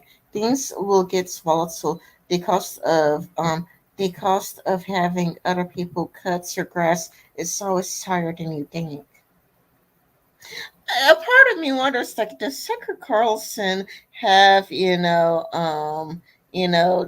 Hispanic people cutting his grass and Yeah, I'm washing kind his of underwear? curious. Is Tucker Carlson hiring all American for his help in his mansion? Because I mean, he gets really specific, like exchange for washing our underwear. That's really specific. And it makes me wonder, like, so Tucker Carlson. Because like how Donald Trump, like would make populist rights, speeches, but it's kind of like he himself hired a bunch of undocumented workers because they would work for a lower price than Americans, so he would exploit undocumented workers. But it's like America, so it's kind of like there's the hypocrisy there. Hmm. Yeah, I think that, yeah, one, there's probably a bit of hypocrisy going on with Carlson, and another thing is not too many people were immigrating to Venezuela, and that collapse still happened. I think you actually should be looking at what really caused the collapse in Venezuela, which is inequality, not immigration. In fact, a lot of immigrants are actually more educated and more skilled than the average American, and they are coming in and doing jobs that are not just like being taxi drivers. Like people have this idea that that's all immigrants are doing, and it's really not. And then people's arguments would be, oh, well, then you're just taking a job that American could have had. But, immigrants can often are very entrepreneurial as people. Oftentimes they'll go on to found businesses and then hire Americans as well. And that's been a thing all throughout history. America has always had that aspect of immigration. And sure, sometimes things should have, changed. We have to look, okay, should the immigration rate be higher? Should it be lower? And that I think you can have conversations around. But the whole idea that in 15 years, society will collapse because immigrants will be angry that they don't have Hugo Chavez and that there are still rich people around them. I don't know. I don't know. I don't buy it. Policymakers don't seem worried about this, but voters clearly sense the threats. One of the most remarkable things about our immigration policy is how unpopular it is. Only the ruling class supports it. For more than 50 years, Gallup has polled Americans on whether they want more immigration or less immigration, or about the same amounts. Not a single time has a plurality supported higher immigration levels. I don't want to Google this. I want to Yeah, Google I think this. I certainly can think that it would be true. Um, People do tend to be a bit more critical of immigration, perhaps, than political figures. I guess that question really falls into should we try to follow public opinion exactly, or should we ever try to push back against it when it's wrong? You know? Well, then again, you gotta think about the person who was making garments for only 10 cents. You Yeah. And I'm not saying I am like necessarily like pro increasing the rate of immigration. I don't really think it should be decreased. I think that we should be, what really should happen is that we should be targeting employers that are hiring undocumented immigrants, and we should be providing a pathway to citizenship for those who are undocumented. I think Yeah, that is the way that you can resolve the crisis of immigration. yes, I believe that we should target the people hiring them, but I also think that we should look at the root cause of it. Mm-hmm. It's because it's kind of a lot like I think part of the reason why Europe has prospered is because of how much Europe has been glamorized in America. Like Mary Kate's and Ashley going to London. You know, like Europe has been glamorized. What if, we could just, I don't know, help? Well, I guess we can't do it under a pandemic, but what if Mexico could be more of a tourist site, you know? Yeah, I definitely actually think that foreign aid and development is a great way to deal with the problem. You know, if you are concerned that a lot of people are coming from these countries and into America because their own country is unstable and not a very good place to live, why don't you help work with people within those countries to improve those countries so people within those countries can find opportunities at home, instead of just saying, well, if you want to have even the shred of a chance at living well, you have to move to America to work in the garment factory. You know, Yeah, exactly. So, like, no, that, but I mean, this idea is like something I picked up from like Razor Fist, where Razor Fist was like, yeah, let's make Mexico great again, and I think it's because he had a Latino wife and have a little Latino wife. It's like, yeah, let's make Mexico great again. And I was thinking, like, yeah, I mean, what if, because, like, let's visit Europe. I mean, let's say Europe, and then you question why Lawrence Saturn is like Lawrence Saturn is like European, European, European. It's kind of like that is still American propaganda where America glamorized Europe. Well, what if we could help the Mexicans with their issues, and then mhm. like have Mexico City be a great tourist site, and then be people like I got this, blouse from Mexico. Or look at how much fun I had in Mexico. Or look at all of the Mhm. fun and wonderful things I did in Mexico. Yeah, Improved their economy. And then, it's like you wouldn't have to worry about immigration as much. yeah. Like immigration, I don't necessarily. I think immigration is going to be a reality. I think it's part and parcel in living in a free country is that you're going to have some people move into it and some people move out of it. And if you have a country that won't let anyone leave and won't let anyone come, usually you're looking at an authoritarian state. Um, so I think most people agree that there should be some level of immigration. That It would just be depends on what level, I guess. that would be isolationism. That would Mhm. be isolation, and that has happened before. Not in America, but I think it happened in China before. Now, there's other countries where isolation happened because they were the most advanced civilization, but then they never moved past. They never moved past other countries. Moved past. Instead of them. But I was just thinking that it would be great if we could have Mexico and it could be a tourist sites. Then Americans, because it's kind of like when we glamorized Europe, that Mhm. probably it's a huge boost to their economy. But if many people were to become tourists to Mexico, it would be a huge boost to their economy, and it would be. I think it could be worthwhile since not many people notice. Not many people notice. Like people are always surprised when I bring this up, but Mexico is our largest trading partner.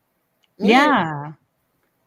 people It's think it's Canada, but that's not correct. no, it's Mexico is Mexico. actually our largest trading partner. When I bring that up, it's like, no, it's not. It's just Canada. And it's like, no, I had to always give them the resources. Like, no, Mhm. Mexico is our largest trading partner. So if we, give them an economic boost, I do believe it would be a win-win.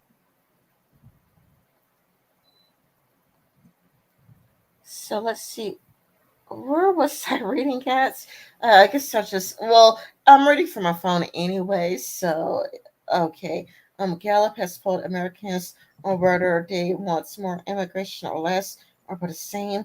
Not a single time has the plurality supported higher immigration levels. When Americans are asked what's their preferred levels of annual immigration, they almost always want less than the current swarm or of about 1 million new legal, uh, new whatever.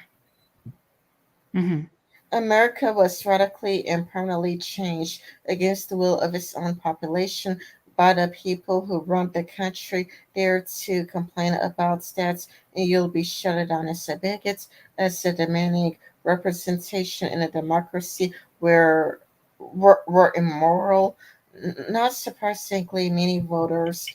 Uh, have concluded that our democracy is real and a very important race is not. Um, Immigration is far from the only example. From Iraq to Libya to Syria to Yemen, America has embarked on repeated military adventures in the Middle East. None of these wars were waged in response to genuine existential threats. Okay, this is where Tucker Carlson is being interesting again. Now he's denouncing war, so I do think that it's interesting that like Tucker Carlson would be a lot like none of these wars were waged in response to genuine existential threats. I think that it was interesting for Tucker to call out America like that. And I would agree with him on that issue. Hmm. So I think that this is once again, this is a point that a leftist could make about most people do not support all of these weird random wars that are supposed to be, oh, we're saving these people, but really we just end up making their lives worse or making a lot of profits for Lockheed Martin or something. So yeah, I'm against almost all of the interventions America's been doing lately. Have these wars against terrorism even made America safer from terrorism? It's No, no, debatable. no, no. You're reading the wrong parts. You're Where should I reading head? the okay. Polls have repeatedly shown. Polls have repeatedly shown that Americans think the country is overstretched and too willing to take on global commitments. Thousands of Americans have died fighting abroad. The war has cost more than $1 trillion and have damaged America's credibility and prestige on the world stage. Enough money has been spent on recent conflicts to retire all student loan debt in America. And that's the one that Bernie Sanders made. What did Hmm. Bernie Sanders made that for? Yeah, the whole, oh, but where's the money? You spent the money and you are spending the money on these pointless military excursions. Recent conflicts are all, so long that's in America, yet the world is less stable than it was 15 years ago. Oh, you could read the last paragraph if you want. Have these wars against terrorism even made America safer from terrorism? It's debatable. One of the main lessons our elites seem to derive from 9/11 is that the best way to fight Islamic terror is to welcome in huge numbers of immigrants from places known for Islamic extremism. And that has a lot of highlights. Hmm. That has 949 highlights. Yeah, and I generally completely disagree. If you want a domestic terrorist threat in America, it's white supremacy. Like if you compare the numbers, like versus like fundamentalist Muslim terrorism versus white supremacist terrorism, it's the fascists every time. Yeah. Pretty much every major foreign policy decision in recent years has been a disaster, yet elites' enthusiasm for nation building and pointless wars continue unabated. Our leaders still seem more committed to liberating Syrian towns from some armed group or another than fixing rotting suburbs in Akron. I'm not familiar with that place. Uh, Akron. Our leaders seem less interested than ever in the country they actually govern. That's an interesting point to make that when you really think about it. Our country, our country seems less interested than ever. Let's see, our leaders seem less interested than ever in the country they actually govern. That's an interesting. That's interesting criticism. Um, Consider the elite's response to the opioid epidemic from 1999 to 2016. Oh, that is blurry. That is completely blurry. Um, from 1999 to 2016, the death rates from the opioid drugs has risen more than 400%. Drug overdoses are killing more Americans every year than they died during the entire Vietnam War. Outside of the richest cities, life um, expectancy is falling for the first time in American history due to a combination of drug overdose and Sudoku. Many people are committing Sudoku. Hmm.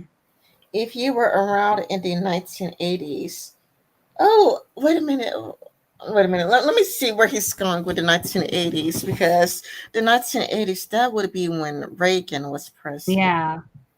If you're around in the 1980s, you may remember the two big health crises of the decade, AIDS and the crack epidemic. Both of these were treated as genuine natural emergencies.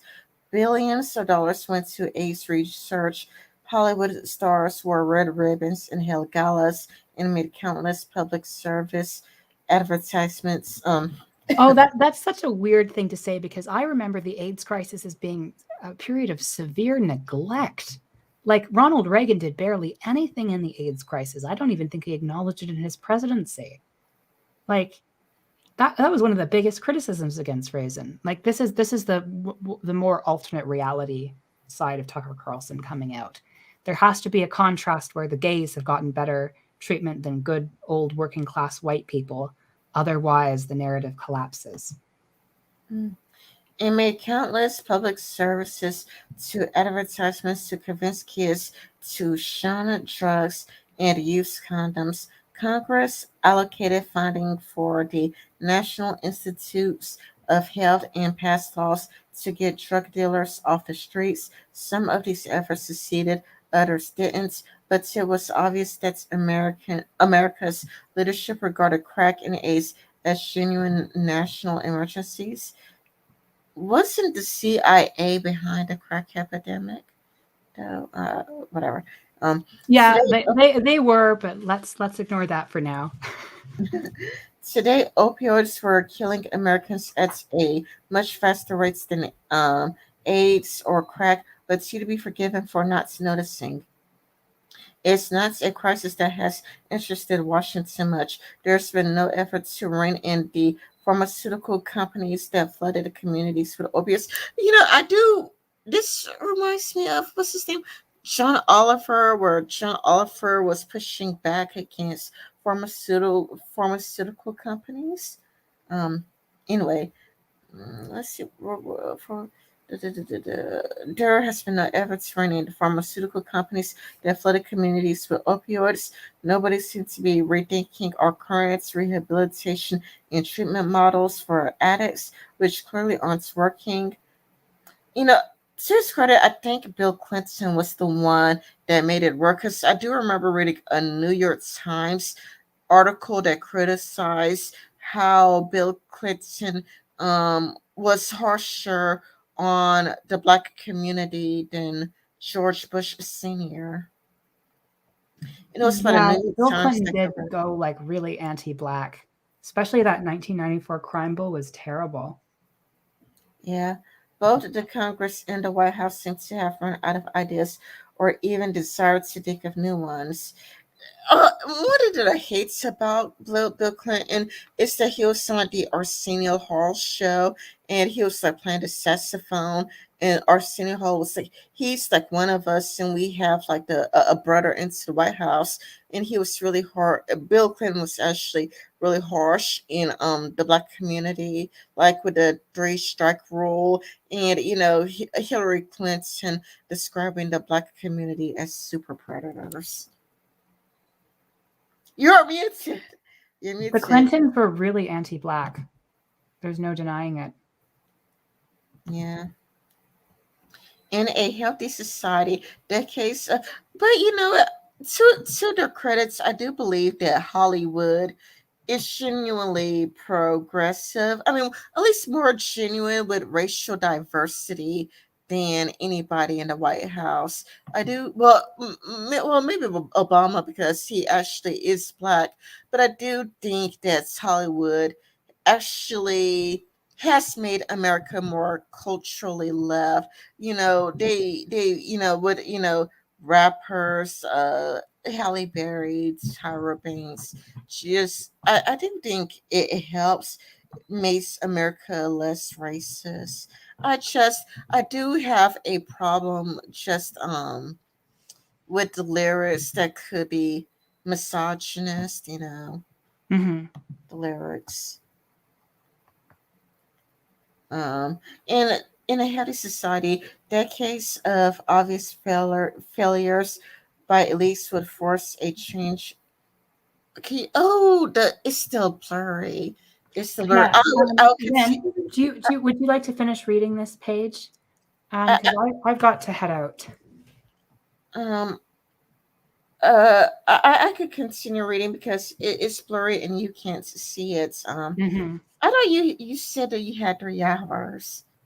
Well, we're actually pushing up close on 3 hours. We started at 7 and it's about 10. So, Um, in in a healthy society, decades of obvious failures by elites would force a change of ideas or a change in leadership. Neither has happened. The same class of lawmakers, journalists, and business chieftains hold power despite the dismal records.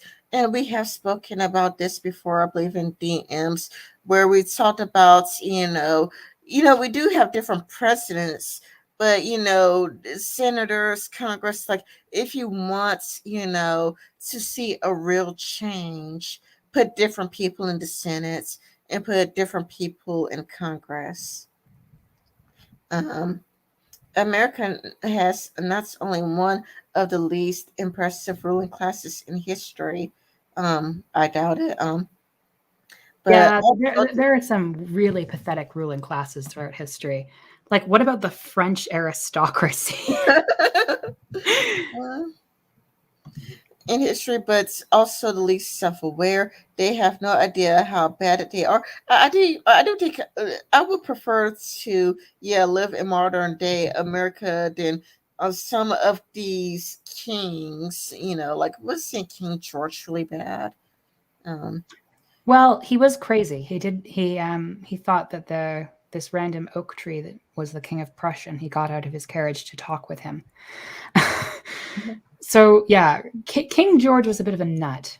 He was far from the worst king that England ever had. England had a lot of bad kings. King John was pretty bad. He was so bad that let the English create the first constitution in the Magna Carta.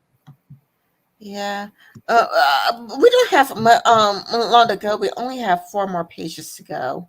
Um, there is a reason for that. The pattern to the American elites has been well marked for decades, perform well on standardized tests.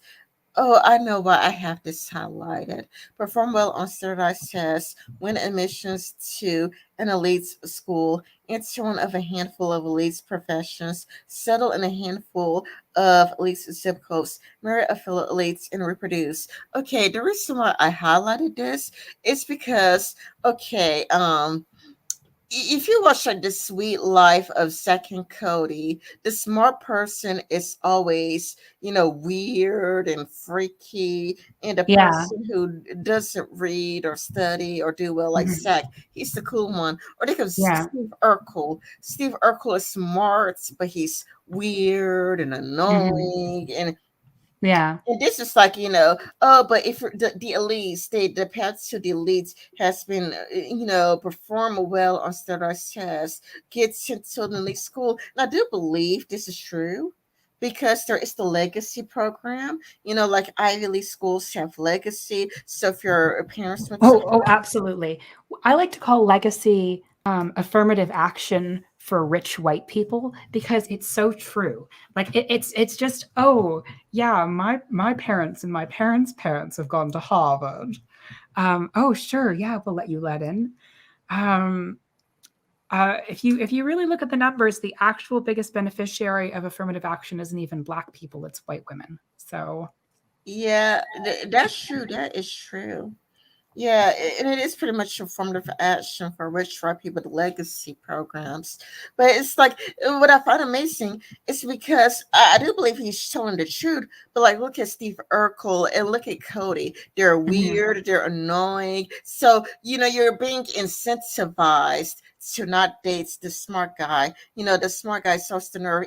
Even in my high school, no girl wants to date the smart guy because the smart guy's the nerd and the loser. So it's kind of like you're kind of doing one thing, but encourage the public to do the opposite thing. Repeats that cycle for a couple of generations, and you wind up with a ruling class so insulated from the country it rules that failure goes unnoticed. And I do think that the ruling class do keep themselves separated into gates. They live in Yeah, gated the communities. gated community hiding away from the world. Although, interestingly, one of the biggest factors about whether you'd be someone who's voting for Donald Trump or not is whether you lived in a gated community or not. If you lived in a gated community, you were significantly more likely to vote for Donald Trump. Yeah, it's weird because don't Tucker Carlson did say the direct opposites in his book. Mhm. Yeah. The thing is, there's a lot of framing and a lot of delusion that people like to tell themselves about the people who voted for Donald Trump. The truth is, most of the people who voted for Donald Trump were middle class or wanted to be, rather than the rest of the country. The people who were more working class and poorer voted for liberal politicians. And the interesting thing is, and this is something I will concede to the Republicans, the super rich did vote Democrat. Yeah, this separation for the Democrat, which is something that Tucker Carlson mentioned in his book. A small group of people accumulates unimaginable wealth, while the rest of the country becomes uh this. I don't know how to pronounce that word. This the uh DESICCATED. I don't know that word. I wish I could help you. It's difficult for me though because I just see this blurry. Like that's something we can do in the sequel video to this because judging by how much time we have left, we're going to need a sequel video. Um, Oh no, we'll be you able to said. clear up the blurry issue. I did say 3 hours, but I came at 7. Remember, Ren? And that means we started the call later than 7 p.m. Um, it's 9:48 now, so I have 12 more minutes. Oh, Then that would be 3 hours. you had 12 more minutes. Yeah. Yeah. We only have 4 more pages to go, though. It don't. Okay, well let's get down as much as we can. All right. But I mean, if you have to go right now, I mean. Oh, I don't have to go right now. I have to go in 12 minutes. Okay. Okay. So it's kind of like, yeah. Okay. I would spell out the word. Okay. Wait a minute. I know what I could do. I could type it really fast. I could just type it. D E D. Mm.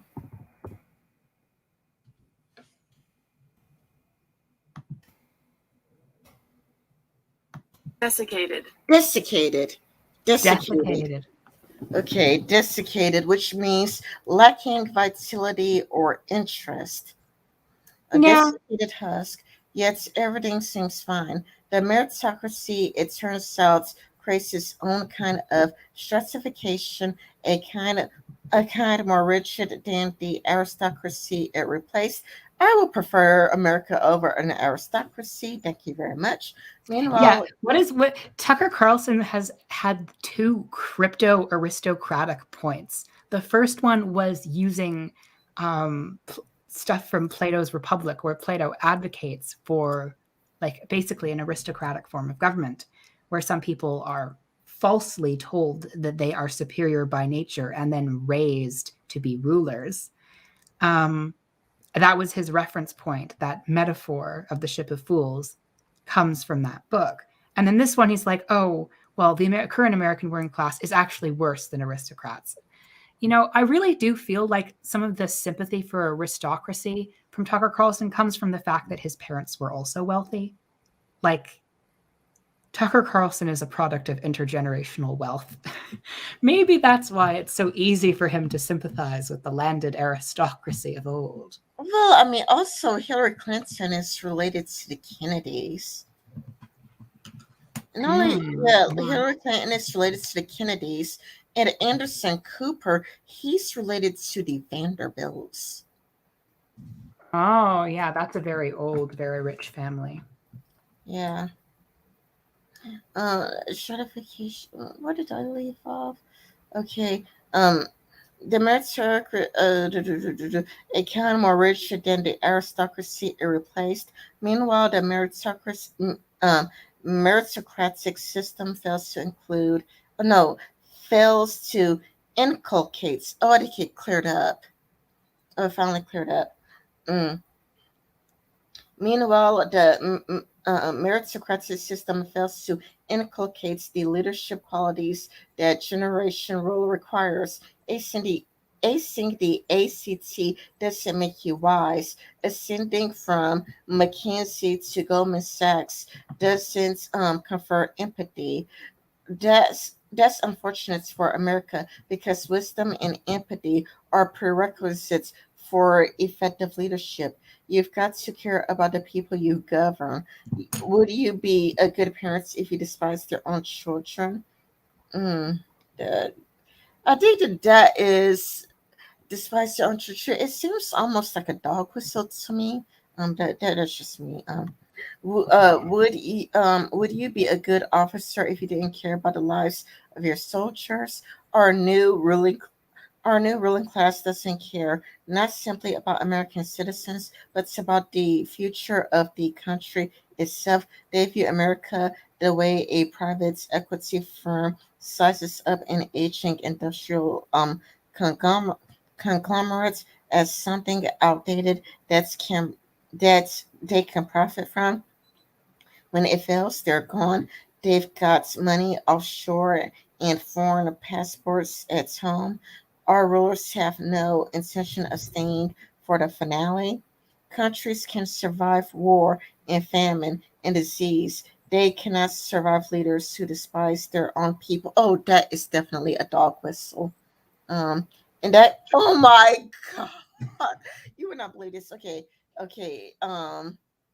It has 1,138 highlights. So Mm. that dog whistle has a bunch of highlights. Yeah, and unfortunately, you know, dog whistles connect. Like they work. That's why people use them. Like if dog whistles weren't effective, if they didn't communicate to their audience what they wanted, then no one would use them. But the fact that they can trigger those biases that people have, that they can make certain opinions feel heard when framed in a more moderate and a bit more of a veiled way. Yes, that's exactly what makes them strong. Yeah, I agree with you. Increasingly, our leaders work against the public's interest. They view the concerns of the middle class. They view these concerns of the middle class America as superstitious and backwards. They fantasize about replace. Oh my God! They fantasize about replacing Americans who live here. Another dog whistle. Yeah. Um, Oh my. That's basically the great replacement. Oh no, the white people are being replaced despite them still making up an overwhelming ethnic majority of America. No, poor victimized white people everywhere they go, they are the victim. yeah, I know, right?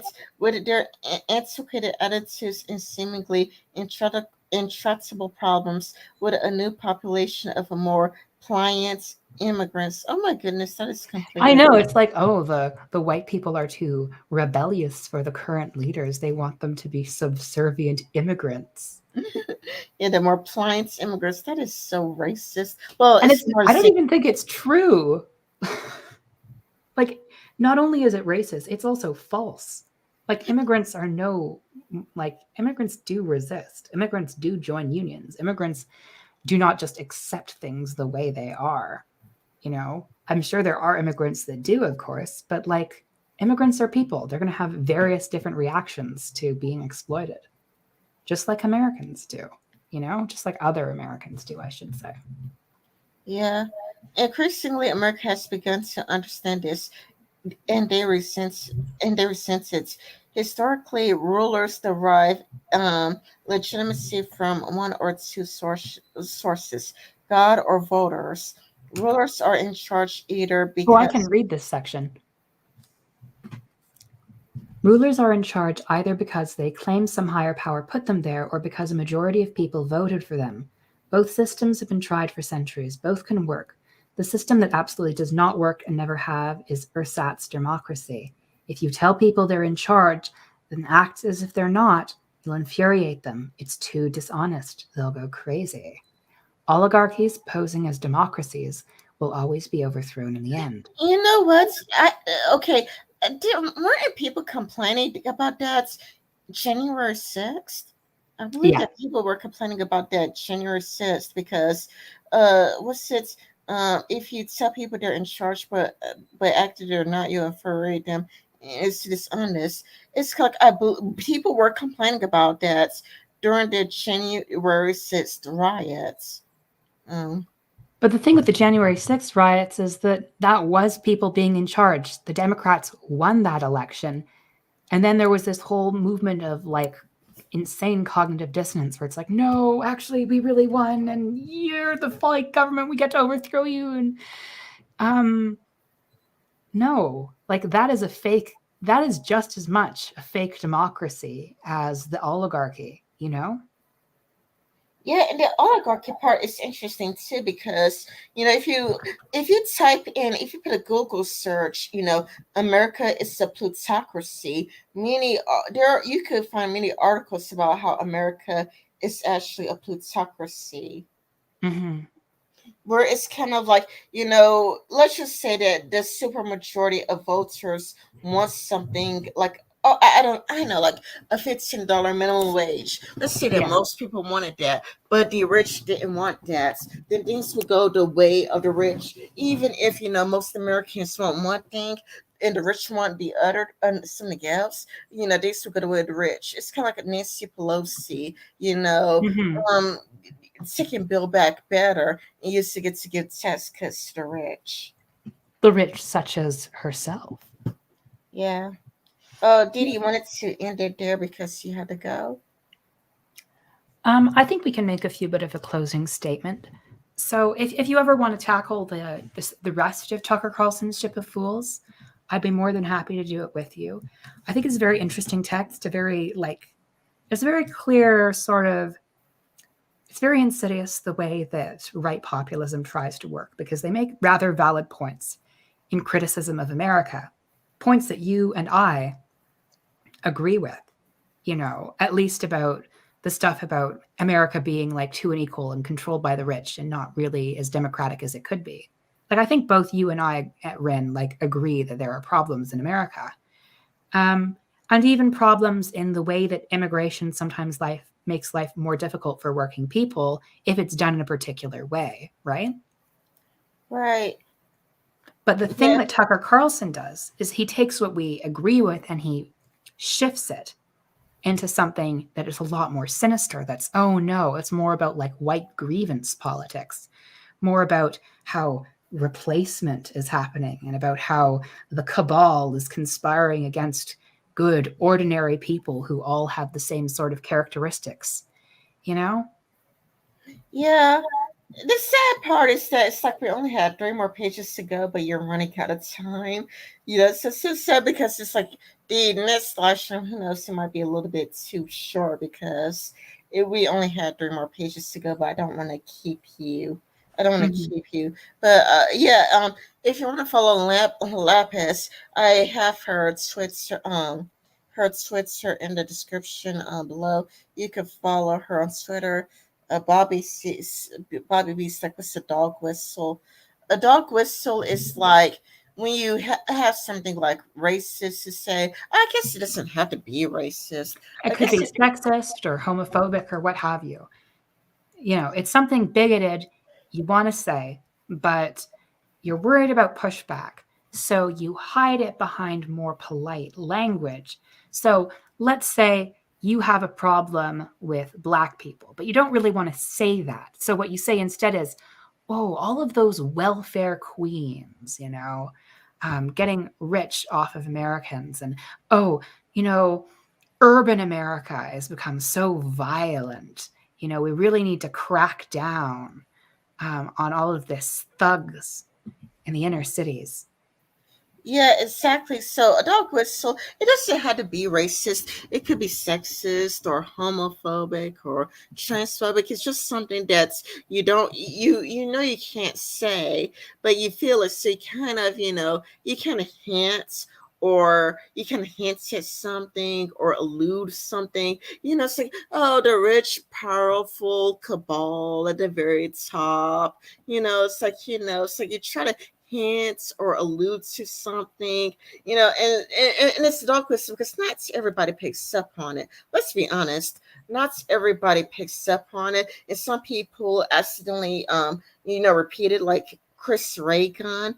Mm-hmm. There's this incident where Chris Reagan accidentally repeated a dog whistle. He didn't mean to. He's just like, yeah, this seems like great, and then he gets caught out on it, and he's like, wonder why is everybody angry at me? Because that's what makes it nefarious. You kind of hint at it, you're alluding to something, and not everybody picks up on the hits and they mindlessly repeated it. I think I've accidentally repeated some dog whistles by accident Mm-hmm. because I didn't really get what they were saying because Yeah, it's it's veiled. You can find yourself exactly. repeating it. And that's why dog whistles are so effective, is because you have people being like, oh, well, yeah, I agree with that topic. Yeah, yeah, I'm against welfare fraud. Yeah, yeah, I want to do something about crime. And they don't realize that the policies that are actually being enacted and what the politicians actually mean and what their voters, their supporters are oftentimes a bit more obvious about, is that they really do have an issue with certain groups, but they don't want to say it explicitly.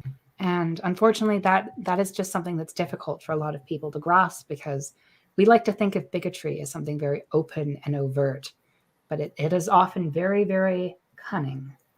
All right. I quite enjoyed being on your show here today, Rin. Thank you so much for inviting me, as always. I had an amazing conversation with you, and I think looking over Ship of Fools was a good idea. I got a lot out of it. Yeah, hopefully we could read the rest of it next time.